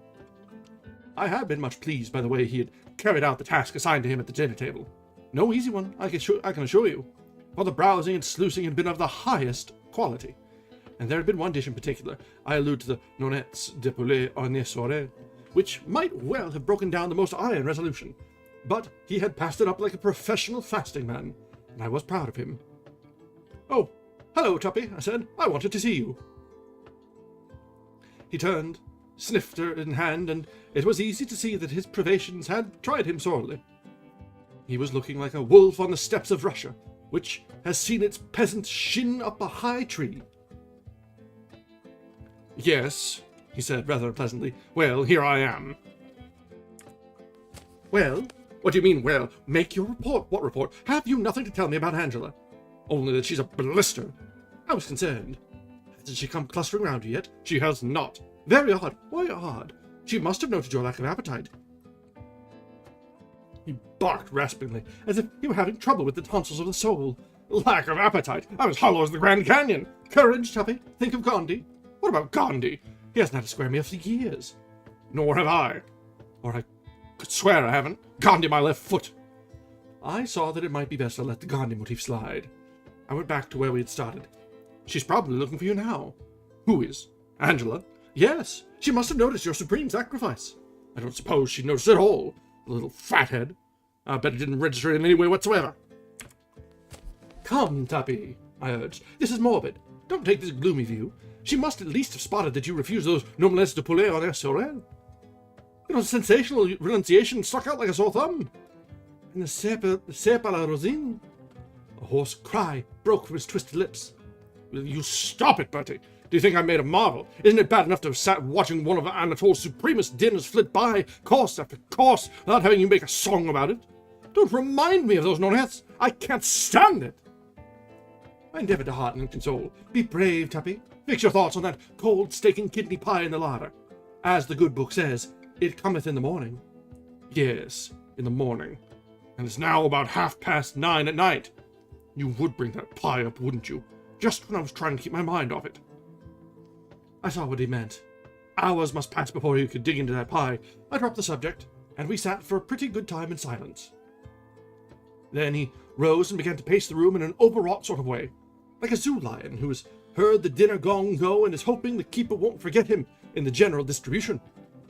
I averted my gaze tactfully, but I could hear him kicking chairs and things. It was plain that the man's soul was in travail and his blood pressure high. Presently he returned to his seat, and I saw that he was looking at me intently. There was that about his demeanour that led me to think that he had something to communicate. Nor was I wrong. He tapped me significantly on the knee and spoke. Bertie? Hello? Shall I tell you something? Certainly, old bird, I said cordially. I was just beginning to feel that the scene could do with a bit more dialogue. This business of Angela and me. Yes. I've been putting in a lot of solid thinking about it. Oh, yes. I've analysed the situation pitilessly, and one thing stands out as clear as damn it. There has been dirty work afoot. I don't get you. All right, let me review the facts. Up to the time she went to Cannes, Angela loved me. She was all over me. I was the blue-eyed boy in every sense of the term, you'll admit that. Indisputably. And directly she came back, we had this bust-up. Quiet. About nothing. Ah, dash it, old man, nothing.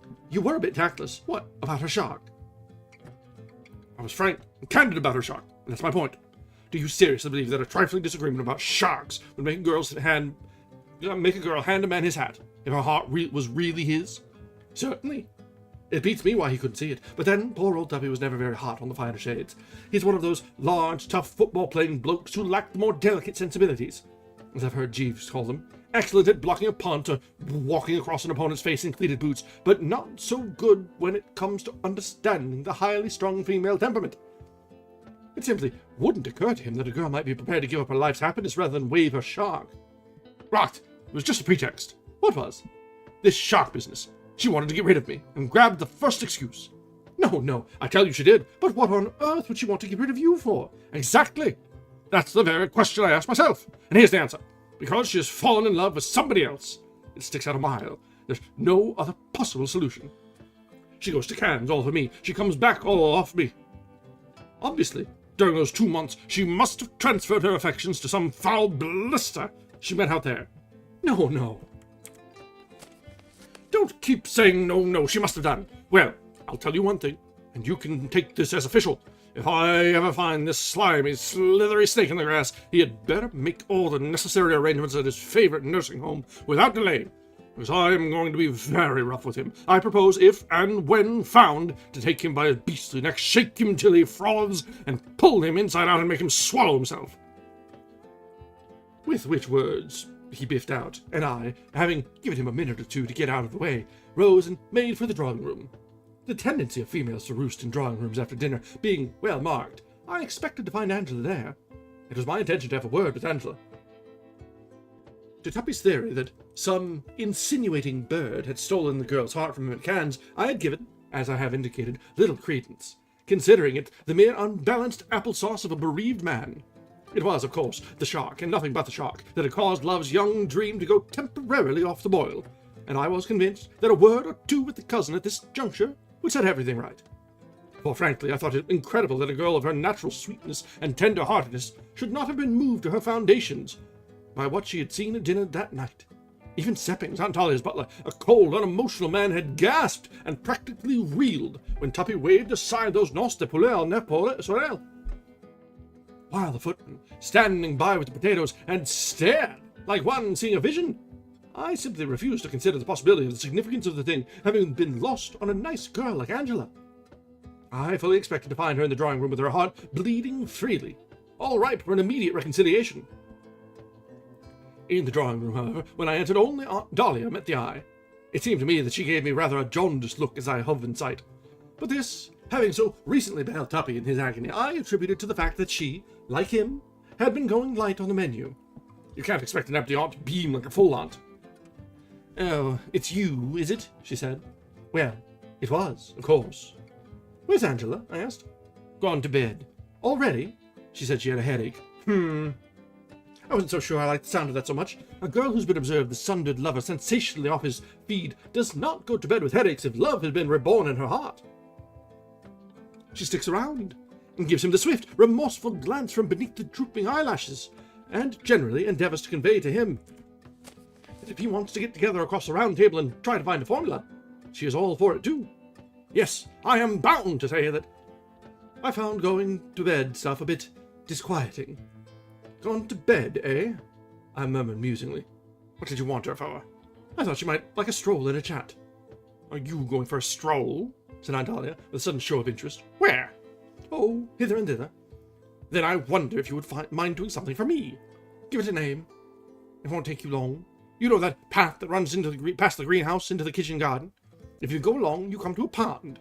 "That's right. Well, will you get a good, stout piece of rope or cord and go down that path till you come to the pond?" "To the pond, right. And look about you till you find a nice, heavy stone, or a fairly large brick would do." "I see," I said, though I didn't, still being fogged. "Stone or brick, yes. And then?" "Then," said the relative, "I want you, like a good boy, to fasten the rope to the brick, and tie it around your damn neck and jump into the pond and drown yourself. In a few days I will send and have you fished up and buried, because I shall need to dance on your grave." I was more fogged than ever, and not only fogged, wounded and resentful. I remember reading a book where a girl suddenly fled from the room, afraid to stay for fear dreadful things would come on tumbling from her lips, determined that she would not remain another day in this house to be insulted and misunderstood. I felt much about the same. Then I reminded myself that one has got to make allowances for a woman with only half a spoonful of soup inside her, and I checked the red-hot crack that rose to the lips. "What," I said gently, "is this all about? You seem pipped with Bertram." "Pipped?" "Noticeably pipped. Why this ill-concealed animus?" A sudden flame shot from her eyes, singeing my hair. Who was the ass? Who was the chump? Who was the dithering idiot who talked me, against my better judgment, into going without my dinner? I might have guessed. I saw that I had divined correctly the cause of her strange mood. "It's all right, Aunt Dahlia. I know just how you're feeling. A bit on the hollow side, what? But the agony will pass. If I were you, I'd sneak down and raid the larder after the household's gone to bed. I am told there's a pretty good steak and kidney pie there, which will repay inspection. Have faith, Aunt Dahlia," I urged. "Pretty soon Uncle Tom will be along, full of sympathy and anxious inquiries." "Will he? Do you know where he is now?" "I haven't seen him. He's in his study, with his face buried in his hands, muttering about civilization and melting pots." "Eh? Why?" "Because it has just been my painful duty to inform him that Anatole has given notice." I own that I reeled. "What? Given notice? As the result of that drivelling scheme of yours? What did you expect a sensitive, temperamental French cook to do, if you went urging everybody to refuse all food? I hear that when the first two courses came back to the kitchen practically untouched, his feelings were so hurt that he cried like a child. And when the rest of the dinner followed, he came to the conclusion that the whole thing was a studied and calculated insult, and decided to hand in his portfolio. Golly! You may well say golly. Anatole, God's gift to the gastric juices, gone like the dew off the petal of a rose. All through your idiocy. Perhaps you understand now why I wanted you to go and jump in that pond. I might have known that some hideous disaster would strike this house like a thunderbolt if once you wriggled your way into it and started trying to be clever. Harsh words, of course, as from aunt to nephew, but I bore her no resentment. No doubt, if you looked at it from a certain angle, Bertram might be considered to have something of a floater. I am sorry. What's the good of being sorry? I acted for what I deemed best. Another time, try acting for the worst. Then we may possibly escape with a mere flesh wound. Uncle Tom's not feeling too bucked about it all, you say? He's groaning like a lost soul, and any chance I ever had of getting that money out of him is gone. I stroked the chin thoughtfully. There was, I had to admit, reason in what she said. None knew better than I how terrible a blow the passing of Anatole would be to Uncle Tom. I have stated earlier in this chronicle that this curious object of the seashore, with whom Aunt Dahlia was linked her lot, is a bloke who habitually looks like a pterodactyl that has suffered. And the reason he does so is that all those years he spent in making millions in the Far East put his digestion on the blink. And the only cook that has ever been discovered capable of pushing food into him without starting something like Old House Week in Moscow under the third waistcoat button is this uniquely gifted Anatole. Deprived of Anatole's services, all he was likely to give his wife, give the wife of his bee, was a dirty look. Yes, unquestionably, things seem to have struck a somewhat rocky patch. And I must admit that I found myself at moment going to press, a little destitute of constructive ideas. Confident, however, that these would come ere long, I kept the stiff upper lip. Bad, I conceded, quite bad, beyond a doubt, certainly a nasty jar for one and all, but have no fear, Aunt Dahlia, I will fix everything. I have alluded earlier to the difficulty of staggering when you're sitting down, showing that it is a feat of which I, personally, am not capable. Aunt Dahlia, to my amazement, now did it apparently without an effort. She was well wedged into a deep armchair, but nevertheless she staggered like Billy O. A sort of spasm of horror and apprehension contorted her face. If you dare to try any more of your lunatic schemes, I saw that it would be fruitless to try to reason with her. Quite plainly, she was not in the vein. Contenting myself accordingly, with a gesture of loving sympathy, I left the room. Whether she did or not, and throw a handsomely bound volume of the works of Alfred Lord Tennyson at me, I am not in a position to say. I had seen it lying on the table beside her, and as I closed the door, I remember receiving the impression that some blunt instrument had crashed against the woodwork. But I was feeling too preoccupied to note and observe. I blame myself for not having taken into consideration the possible effects of a sudden abstinence on the part of virtually the whole strength of the company on one of Anatole's impulsive provincial temperament. These Gauls, I should have remembered, can't take it. Their tendency to fly off the handle at the slightest provocation is well known. No doubt the man had put his whole soul into those nones de poulet, and to see them homing back to him must have gashed him like a knife. However, spilt milk blows nobody any good, and it is useless to dwell upon it. The task now confronting Bertram was to put matters right. I was pacing the lawn, pondering to this end, when I suddenly heard a groan so lost soulish, I thought it must have proceeded from Uncle Tom, escaped from captivity and come to groan in the garden. Looking about me, however, I could discern no uncles. Puzzled, I was about to resume my meditations, when the sound came again, and peering into the shadows, I observed a dim form seated on one of the rustic benches which so liberally dotted this pleasance, and another dim form standing beside same. A second and more penetrating glance, and I had assembled the facts. These dim forms were, in the order named, Gussie Fink-Nortle and Jeeves.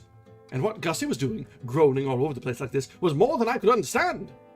Because, I mean to say, there was no possibility of error. He wasn't singing. As I approached, he gave an encore, and it was beyond question a groan. Moreover, I could see him clearly, and his whole aspect was definitely sandbagged. "Good evening, sir," said Jeeves. "Mr. Fink-Nortle is not feeling well." Nor was I. Gussie had begun to make a low, bubbling noise, and I could no longer disguise it from myself that something must have gone seriously wrong with the works. I mean, I know marriage is a pretty solemn business, and the realization that he is in for it frequently turns a chap up a bit. But I had never come across a case of a newly engaged man taking it on the chin so completely as this. Gussie looked up. His eye was dull. He clutched the thatch. Goodbye, Bertie," he said, rising. I seemed to spot an error. "You mean hello, don't you?" "No, I don't. I mean goodbye. I'm off." "Off where?" "To the kitchen garden, to drown myself." "Don't be an ass." "I'm not an ass. Am I an ass, Jeeves?" Possibly a little injudicious, sir." "Drowning myself, you mean?" Yes, sir. Yes, sir. You think, on the whole, not drown myself? I should not advocate it, sir. Very well, Jeeves. I accept your ruling.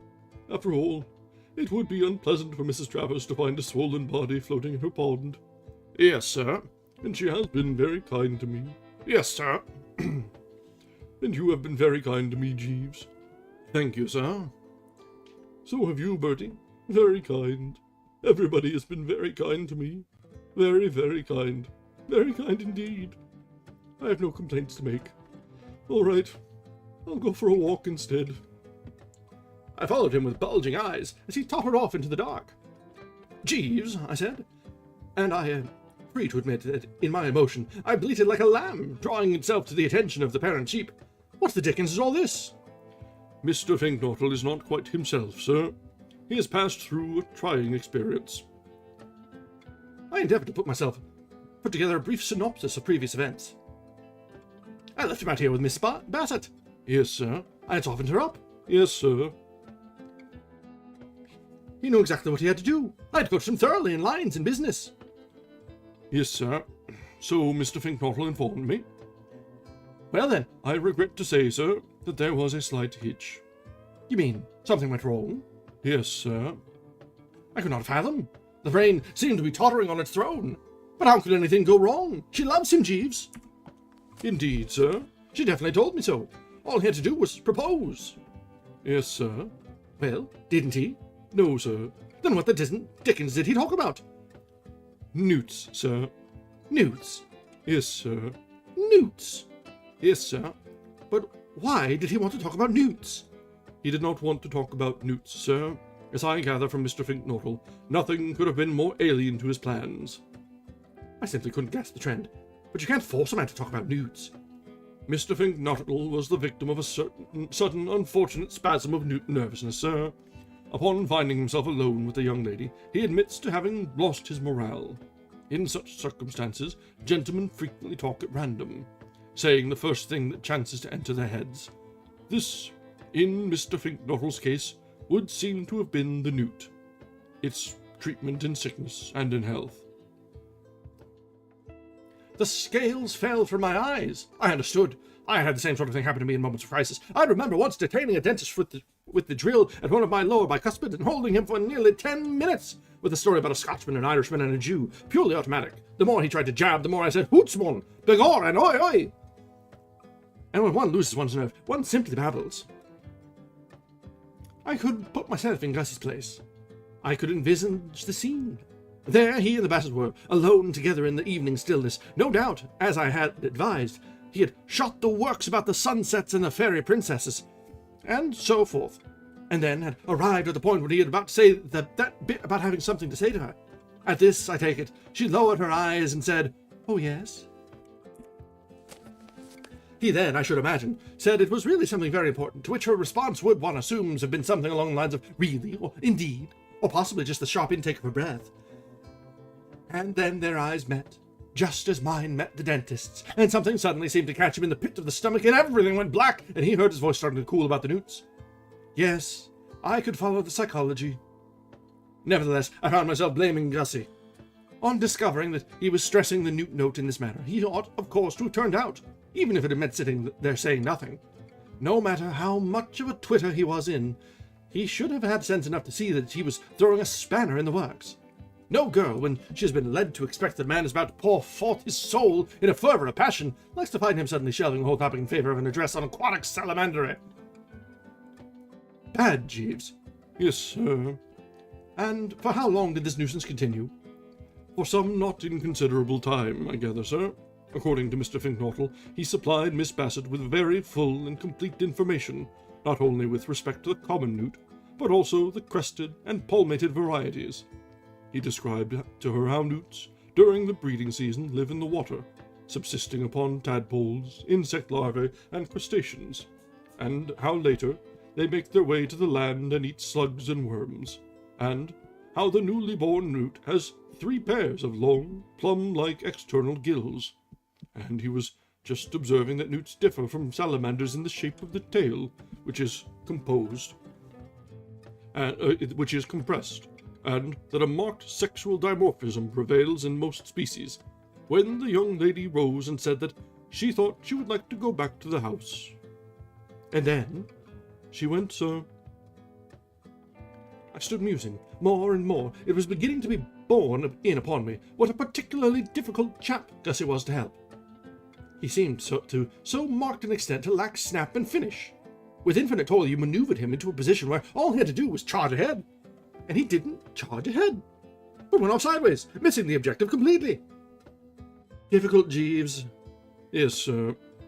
In happier circumstances, of course, I would have canvassed his views on the matter. But after what had occurred in connection with that mess jacket, my lips were sealed. Well, I must think it over. Yes, sir. Burnish the brain a bit and endeavour to find the way out. Yes, sir. Well, good night, Jeeves. Good night, sir. He shimmered off, leaving a pensive Bertram Wooster standing motionless in the shadows. It seemed to me that it was hard to know what to do for the best. That brings us to the end of chapter 11. So, after all, we come back to the fact that everything that Bertie touches falls to pieces.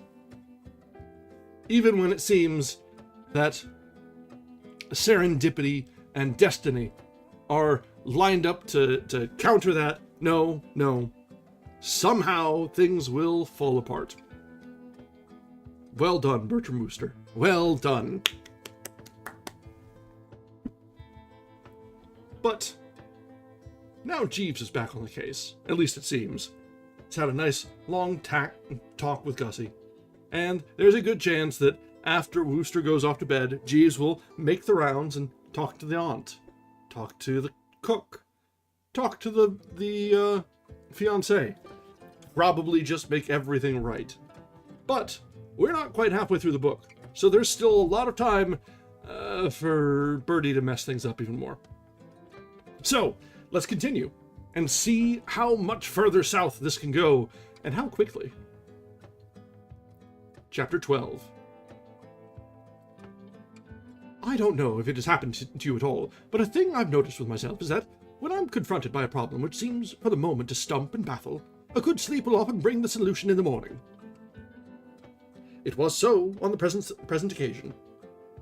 The nibs who study these matters claim, I believe, that this has got something to do with the subconscious mind.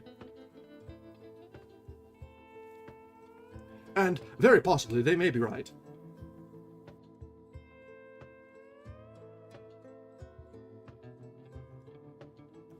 I wouldn't have said offhand that I had a subconscious mind, but I suppose I must without knowing it.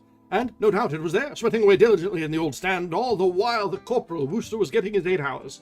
For directly I opened my eyes on the morrow, I saw daylight. Well, I don't mean that exactly, because naturally I did. What I mean is that I found I had the thing all mapped out. The good old subconscious mind had delivered the goods, and I perceived exactly what steps must be taken in order to put Augustus Finknortle among the practicing Romeos. I should like you, if you can spare me a moment of your valuable time, to throw your mind back to that conversation he had had in the garden on the previous evening. Not the glimmering landscape bit, I don't mean that, but the concluding passages of it. Having done so, you will recall that when he informed me that he never touched alcoholic liquor, I shook the head a bit, feeling that this must inevitably weaken him as a force where proposing to girls was concerned. And events had shown that my fears were well-founded. Put to the test, with nothing but orange juice inside him, he had proved a complete bust. In a situation calling for words of molten passion of a nature calculated to go through Madeline Bassett like a red-hot gimlet through half a pound of butter, he had said not a syllable that could bring a blush to the cheek of modesty, merely delivering a well-phrased but, in the circumstances, quite misplaced lecture on newts. A romantic girl is not one by such tactics. Obviously, before attempting to proceed further, Augustus Finknortle must be induced to throw off the shackling inhibitions of the past and fuel up. It must be a primed, confident Finknortle who squared up to the Bassett for round number 2. Only so could the Morning Post make its 10 bob, or whatever it is, for printing the announcement of the forthcoming nuptials. Having arrived at this conclusion, I found the rest easy. and by the time Jeeves brought me my tea, I had evolved a plan complete in every detail. This I was about to place before him. Indeed, I had got as far as the preliminary, "I say, Jeeves," when we were interrupted by the arrival of Tuppy. He came listlessly into the room, and I was pained to observe that a night's rest had affected no improvement in the unhappy wreck's appearance. Indeed, I should have said, if anything, that he was looking rather more moth-eaten than when I had seen him last. If you can visualize a bulldog that has been kicked in the ribs and had its dinner sneaked by a cat, you will have Hildebrand Glossop as he now stood before me. "Stat my vitals, Tuppy, old corpse," I said, concerned. "You're looking pretty blue round the rims." Jeeves slid from the presence in that tactful eagle-like way of his, and I motioned the remains to take a seat. "What's the matter?" I said. He came to anchor on the bed, and for a while sat picking at the coverlet in silence. "I've been through hell, Bertie." "Through where?" "Hell." "Oh, hell. And what took you there?" Once more he became silent, staring before him with somber eyes. Following his gaze, I saw that he was looking at an enlarged photograph of my Uncle Tom in some sort of Masonic uniform, which stood on the mantelpiece. I've tried to reason with Aunt Dahlia about this photograph for years, placing before her two alternative suggestions. A, to burn the beastly thing, or B, if she must preserve it, to shove me in another room when I came to stay. But she declines to accede. She says it's good for me, a useful discipline, she maintains, teaching me that there is a darker side to life, and that we were not put into this world for pleasure only. "Turn it to the wall if it hurts you, Tuppy," I said gently. "Eh?" "That photograph of Uncle Tom as the bandmaster. I didn't come to talk here about photographs. I came for sympathy." "And you shall have it. What's the trouble? Worrying about Angela, I suppose? Well, have no fear. I have another well-laid plan for encompassing that young shrimp. I'll guarantee that she'll be weeping on your neck before yonder sun has set." He barked sharply. "A fat chance! Tushy." "Eh? I mean, tush, Tuppy. I tell you, I will do it. It was just going to describe this plan of mine to Jeeves when you came in. Care to hear it?" "I don't want to hear any of your beastly plans. Plans are no good. She's gone fallen in love with this other bloke and now hates my gizzard. Rot. It ain't rot. I tell you, Tuppy, as one who can read the female heart, that this Angela loves you still." "Well, it didn't look like much like it in the larder last night." "Oh, you went to the larder last night?" "I did." "And Angela was there?" "She was. And your aunt. Also your uncle." I saw that I should require footnotes. All of this was new stuff to me. I had stayed at Brinkley Court quite a lot in my time, but I had no idea the larder was such a social vortex. More like a snack bar or a racecourse than anything else it seemed to have become. "Tell me the whole story in your own words," I said, omitting no detail, however apparently slight, for one never knows how important the most trivial detail may be. He inspected the photograph for a moment with growing gloom. "All right," he said, "this is what happened. You know my views about that steak and kidney pie." "Quite." "Well, round about 1 a.m. I thought the time was ripe. I stole from my room and went downstairs. The pie seemed to beckon to me. I nodded. I knew how pies do. I got to the larder. I fished it out. I set it on the table. I found a knife and fork. I collected salt, mustard, and pepper. There were some cold potatoes. I added those, and I was about to pitch in when I heard a sound behind me. And there was your aunt at the door, in a blue and yellow dressing gown. Embarrassing, most. I suppose you didn't know where to look. I looked at Angela. She came in with my aunt. No, with your uncle, a minute or two later. He was wearing mauve pajamas and carried a pistol. Have you ever seen your uncle in pajamas and a pistol? Never. You haven't missed much. Tell me, Tuppy, I asked, for I was anxious to ascertain this, about Angela. Was there any momentary softening in her gaze as she fixed it on you? She didn't fix it on me. She fixed it on the pie. Did she say anything? Not right away. Your uncle was the first to speak. He said to your aunt, "God bless my soul, Dahlia, what are you doing here?" To which she replied, "Well, if it comes to that, my Mary is somnambulist. What are you?" Your uncle then said that he thought there must be burglars in the house, as he heard noises. I nodded again. I could follow the trend. Ever since the scullery window was found in the year open, the year shining light was disqualified in the Cesarewitch for boring, Uncle Tom has had a marked complex about burglars. I can still recall my emotions when, paying my first visit after he had put bars on all the windows and attempting to thrust the head out in order to get a sniff of country air, I nearly fractured my skull on a sort of iron grill. as worn by the tougher kinds of medieval prison. "What sort of noises?" said your aunt. "Funny noises," said your uncle, whereupon Angela, with a nasty, steely tinkle in her voice, the little posset observed, "I expect it was Mr. Glossop eating." And then she did give me a look, a sort of wondering, revolted look, with a very spiritual woman would give a fat man gulping soup in a restaurant. The kind of look that makes a fellow feel he's 46 round the waist, and has great rolls of superfluous flesh pouring down the back of his collar, and, still speaking in the same unpleasant tone, she added, "I ought to have told you, Father, that Mr. Glossop always likes to have a good meal 3 or 4 times during the night. It helps to keep him going till breakfast.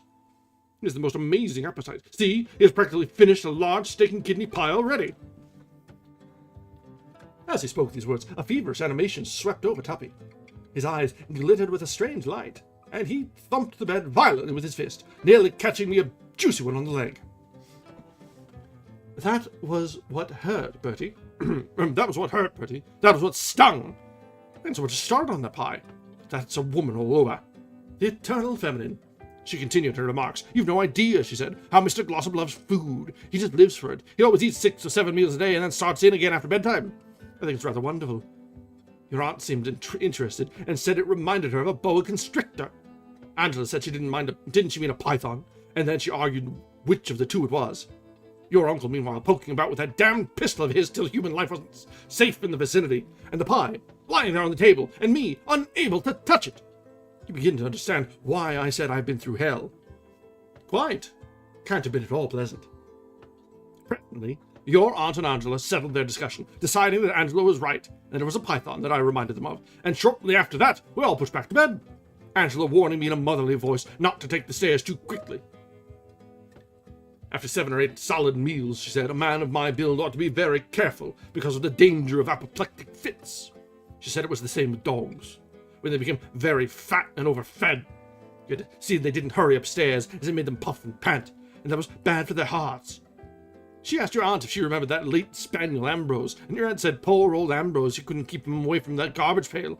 And Angela said, exactly, so do please be careful, Mr. Glossop. And you tell me she loves me still.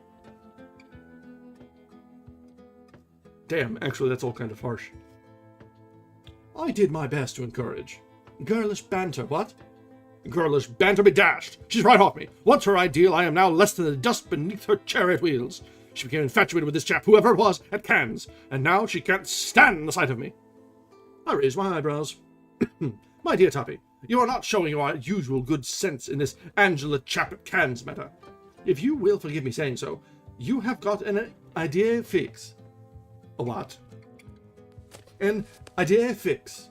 You know, one of those things fellows get, like Uncle Tom's delusion that everybody who is known even slightly to the police is lurking in the garden, waiting for a chance to break into the house. You keep talking about this chap at Cannes, and there never was a chap at Cannes. And I'll tell you why I'm so sure about this. During those 2 months on the Riviera, it so happens that Angela and I were practically inseparable. If there had been somebody nosing around her, I should have spotted it in a second. He started. I could see that this had impressed him. Oh, she was with you all the time at Cannes, was she? I don't suppose she said 2 words to anybody else, except, of course, idle conversation at the crowded dinner table, or a chance remark in a throng at the casino. I see. You mean that anything in the shape of mixed bathing and moonlight strolls she conducted solely in your company? That's right. It was quite a joke in the hotel. You must have enjoyed that. Oh, rather. I've always been rather devoted to Angela. Oh, yes. When we were kids, she used to call herself my little sweetheart. She did. Absolutely. I see. He sat plunged in thought, while I, glad to have set his mind at rest, proceeded with my tea. Presently there came the bang of a gong from the hall below, and he started like a warhorse at the sound of the bugle. Breakfast, he said, and was off to a flying start, leaving me to brood and ponder. And the more I brooded and pondered, the more did it seem to me that everything now looked pretty smooth. Tuppy, I could see, despite that painful scene in the larder, still loved Angela with all the old fervour. This meant that I could rely on that plan to which I had referred to bring home the bacon. And as I had found the way to straighten out the Gussie Bassett difficulty, there seemed nothing more to worry about. It was with an uplifted heart that I addressed Jeeves as he came in to remove the tea tray. that brings us to the end of chapter 12. So, yeah. Man does not give the best pep talks. So, as we were thinking, it certainly gets worse before it gets better. So now, not only has his cousin and her fiancé split and are openly antagonistic between each other, now he has very much convinced her beau that he is in fact the one that she has fallen for, and is not really helping his case at all. Yeah. What a fun little twist. Alright, let's see. How much do we have left here?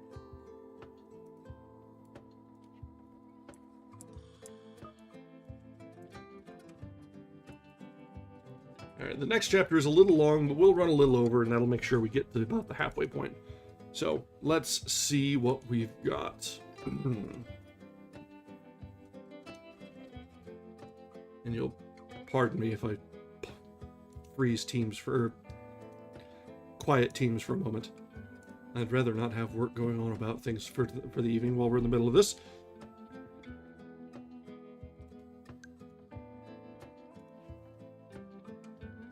Alright. Chapter 13. Jeeves, I said. Sir, I've just been having a chat with young Tuppy, Jeeves. Did you happen to notice that he wasn't looking very roguish this morning? Yes, sir. It seemed to me that Mr. Glossop's face was sicklied, or with the pale cast of thought. Quite. He met my cousin Angela in the larder last night, and a rather painful interview ensued. I am sorry, sir. Not half so sorry as he was. She found him closeted with a steak and kidney pie. And appears to have been a bit caustic about fat men who lived for food alone. Most disturbing, sir.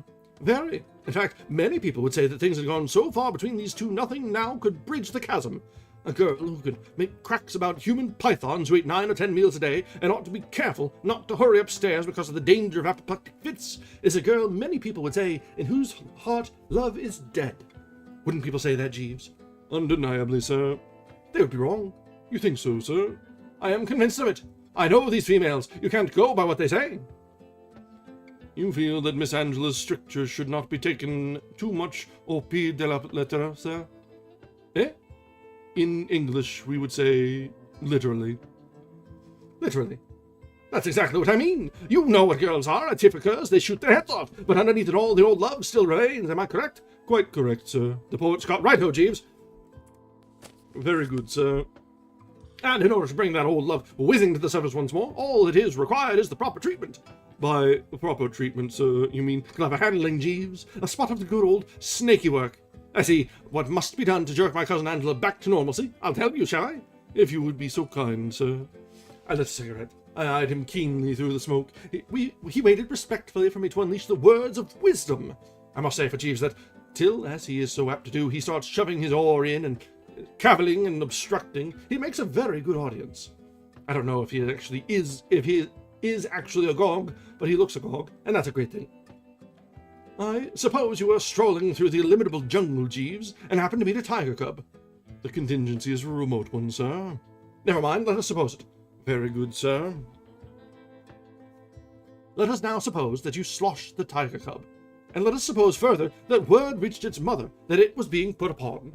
What would you expect the attitude of that mother to be? In what frame of mind do you consider that tigress would approach you?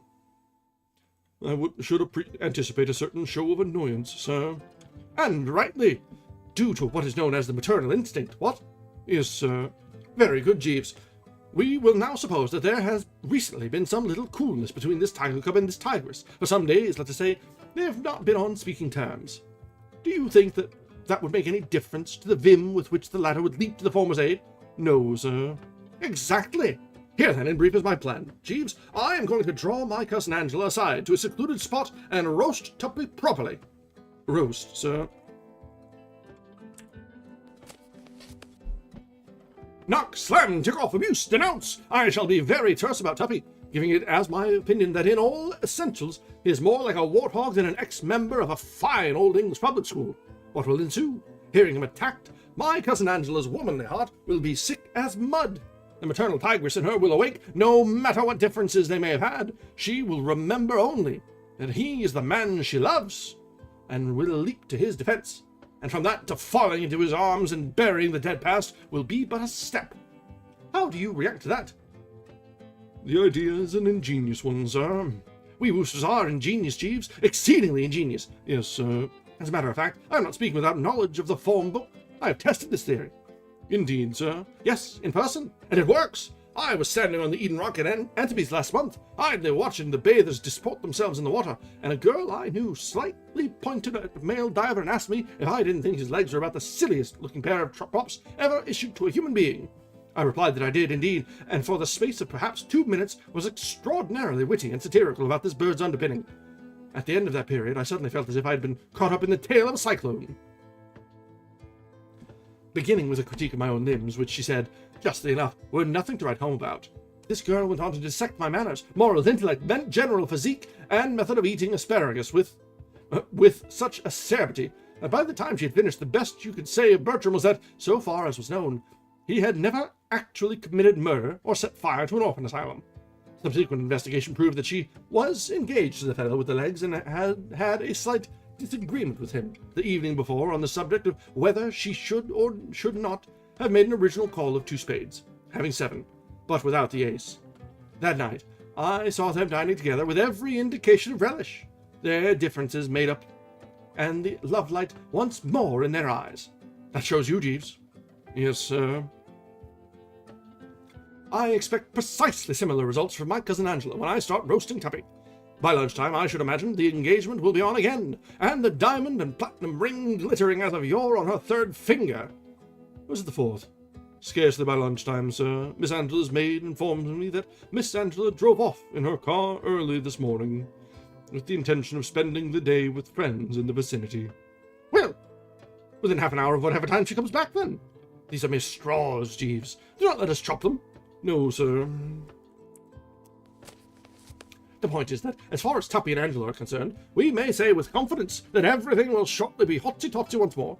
And what an agreeable thought that is, Jeeves. Very true, sir. If there's one thing that gives me the pip, it is 2 loving hearts being estranged. I can readily appreciate the fact, sir. I place the stub of my gasper in the ashtray and lit another, to indicate that completed chapter 1. Righto then. So much for the Western Front. Now we turn to the Eastern. Sir, I speak in parables, Jeeves. What I mean is, we now approach the matter of Gussie and Miss Bassett. Yes, sir. Here, Jeeves, more direct methods are required. In handling the case of Augustus Fignotle, we must keep always in mind the fact that we are dealing with a poop. A sensitive plant would perhaps be a kinder expression, sir. No, Jeeves, a poop. And with poops, one has to employ the strong, forceful, straightforward policy. Psychology doesn't get you anywhere. You, if I may remind you without wounding your feelings, fell into the error of mucking about with psychology in connection with this Fignotle. And the result was a washout. You attempted to push him over the line by rigging him out in a Mephistopheles costume and sending him off to a fancy dress ball. Your view being that scarlet tights would embolden him. Futile! The matter was never actually put to the test, sir. No, because he didn't get to the ball, and that strengthens my argument. A man who can set out in a cab for a fancy dress ball and not get there is manifestly a poop of no common order. I don't think you have ever known anybody who is such a dashed silly ass that he couldn't even get to a fancy dress ball, have you, Jeeves? No, sir. But don't forget this, because it is the point I wish above all to make. Even if Gussie had got to that ball, even if those scarlet tights taken in conjunction with his horn-rimmed spectacles hadn't given the girl a fit of some kind, even if she had rallied from the shock and had been able to dance and generally hobnob with her, even then your efforts would have been fruitless, because, Mephistopheles costume or no Mephistopheles costume, Augustus Fignotle would never have been able to summon up the courage to ask her to be his. All that would have resulted would have been that she would have got that lecture on newts a few days earlier. Why, Jeeves? Shall I tell you why? Yes, sir. Because he would have been attempting the hopeless task of trying to do the thing on orange juice. Sir? Gussie is an orange juice addict. He drinks nothing else. I was not aware of that, sir. I have it from his own lips. Whether from some hereditary taint, or because he promised his mother he wouldn't, or simply because he doesn't like the taste of the stuff, Gussie Finknottle has never, in the whole course of his career, pushed so much as the simplest gin and tonic over the larynx. And he expects, this poop expects, Jeeves, this wobbling, shrinking, diffident rabbit in human shape expects under these conditions to propose to the girl he loves. One hardly knows whether to smile or weep, what? You consider total abstinence a handicap to a gentleman who wishes to make a proposal of marriage, sir? The question amazed me. Why, dash it, I said astounded, you must know it is. Use your intelligence, Jeeves. Reflect what proposing means. It means that a decent, self-respecting chap has got to listen to himself saying things which, if spoken on the silver screen, would cause him to dash to the box office and demand his money back. Let him attempt to do it in all horseshoes and what ensues. Shame seals his lips, or, if it doesn't do that, makes him lose his morale and start to babble. Gussie, for example, as we have seen, babbles of syncopated newts. Palmated newts, sir. Palmated or syncopated, doesn't matter which. The point is that he babbles and is going to babble again if he has another try at it. Unless, and this is where I want you to follow me very closely, Jeeves, unless steps are taken at once through the proper channels. Only active measures promptly applied can provide this poor pusillanimous poop with the proper pep. Okay, mouthful there. And that is why, Jeeves, I intend tomorrow to secure a bottle of gin and lace his luncheon orange juice with it liberally. Sir, I clicked the tongue. I have already had occasion, Jeeves, I said rebukingly, to comment on the way you say, well, sir, and indeed, sir, I take this opportunity of informing you that I object equally strong to your sir, pure and simple. The word seems to suggest that, in your opinion, I have made a statement of mooted a scheme so bizarre that your brain reels at it. In the present instance, there is absolutely nothing to say sir about. The plan I have put forward is entirely reasonable and isolated logical, and should incite no sirring whatsoever. Or don't you think so? Well, sir, Jeeves!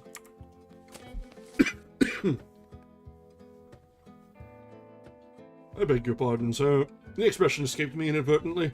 What I intended to say, since you press me, was that the action which you propose does seem to me somewhat injudicious. Injudicious? I don't follow you, Jeeves. A certain amount of risk would enter into it, in my opinion, sir.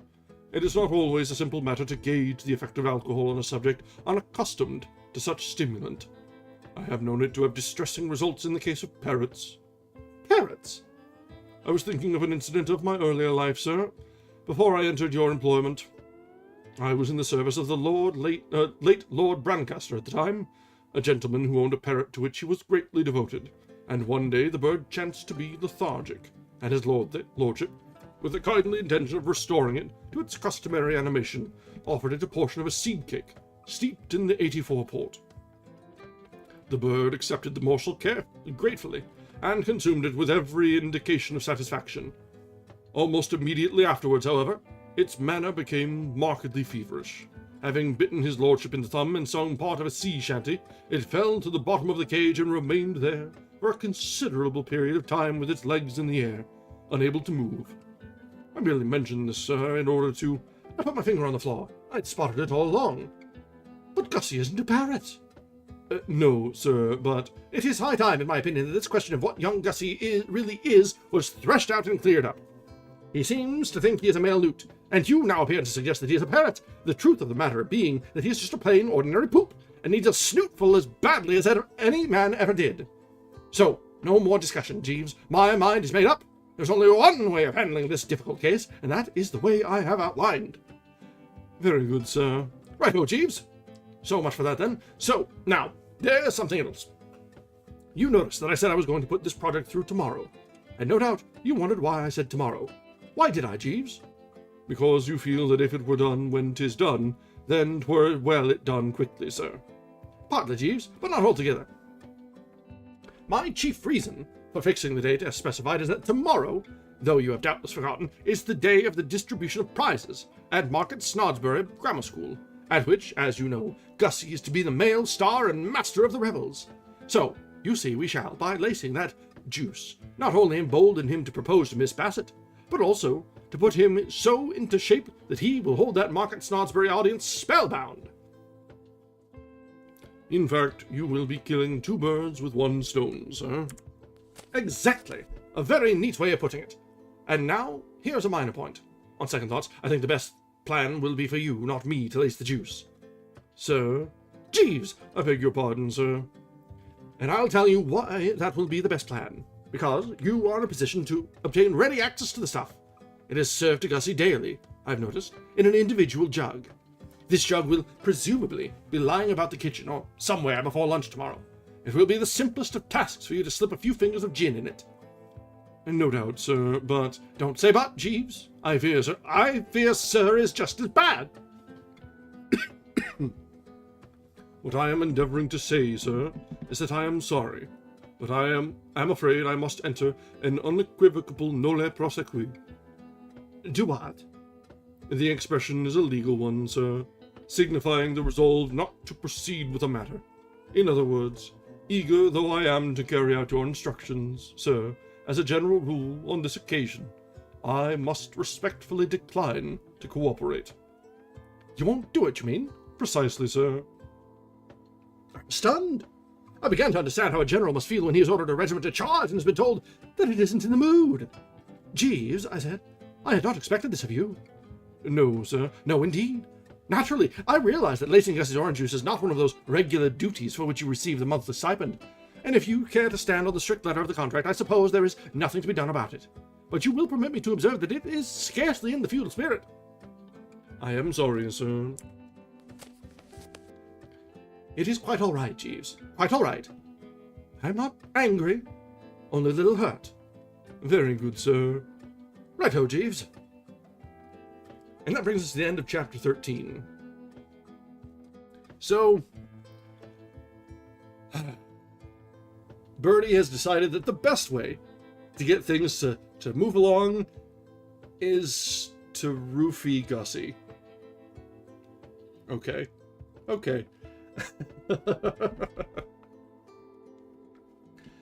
Well, he is certainly steering this ship to go as furthest onto the reef as he possibly can. This is very, very much the Bertram Wooster that we've come to love. He's going out of his way to make a bad situation entertaining, at least.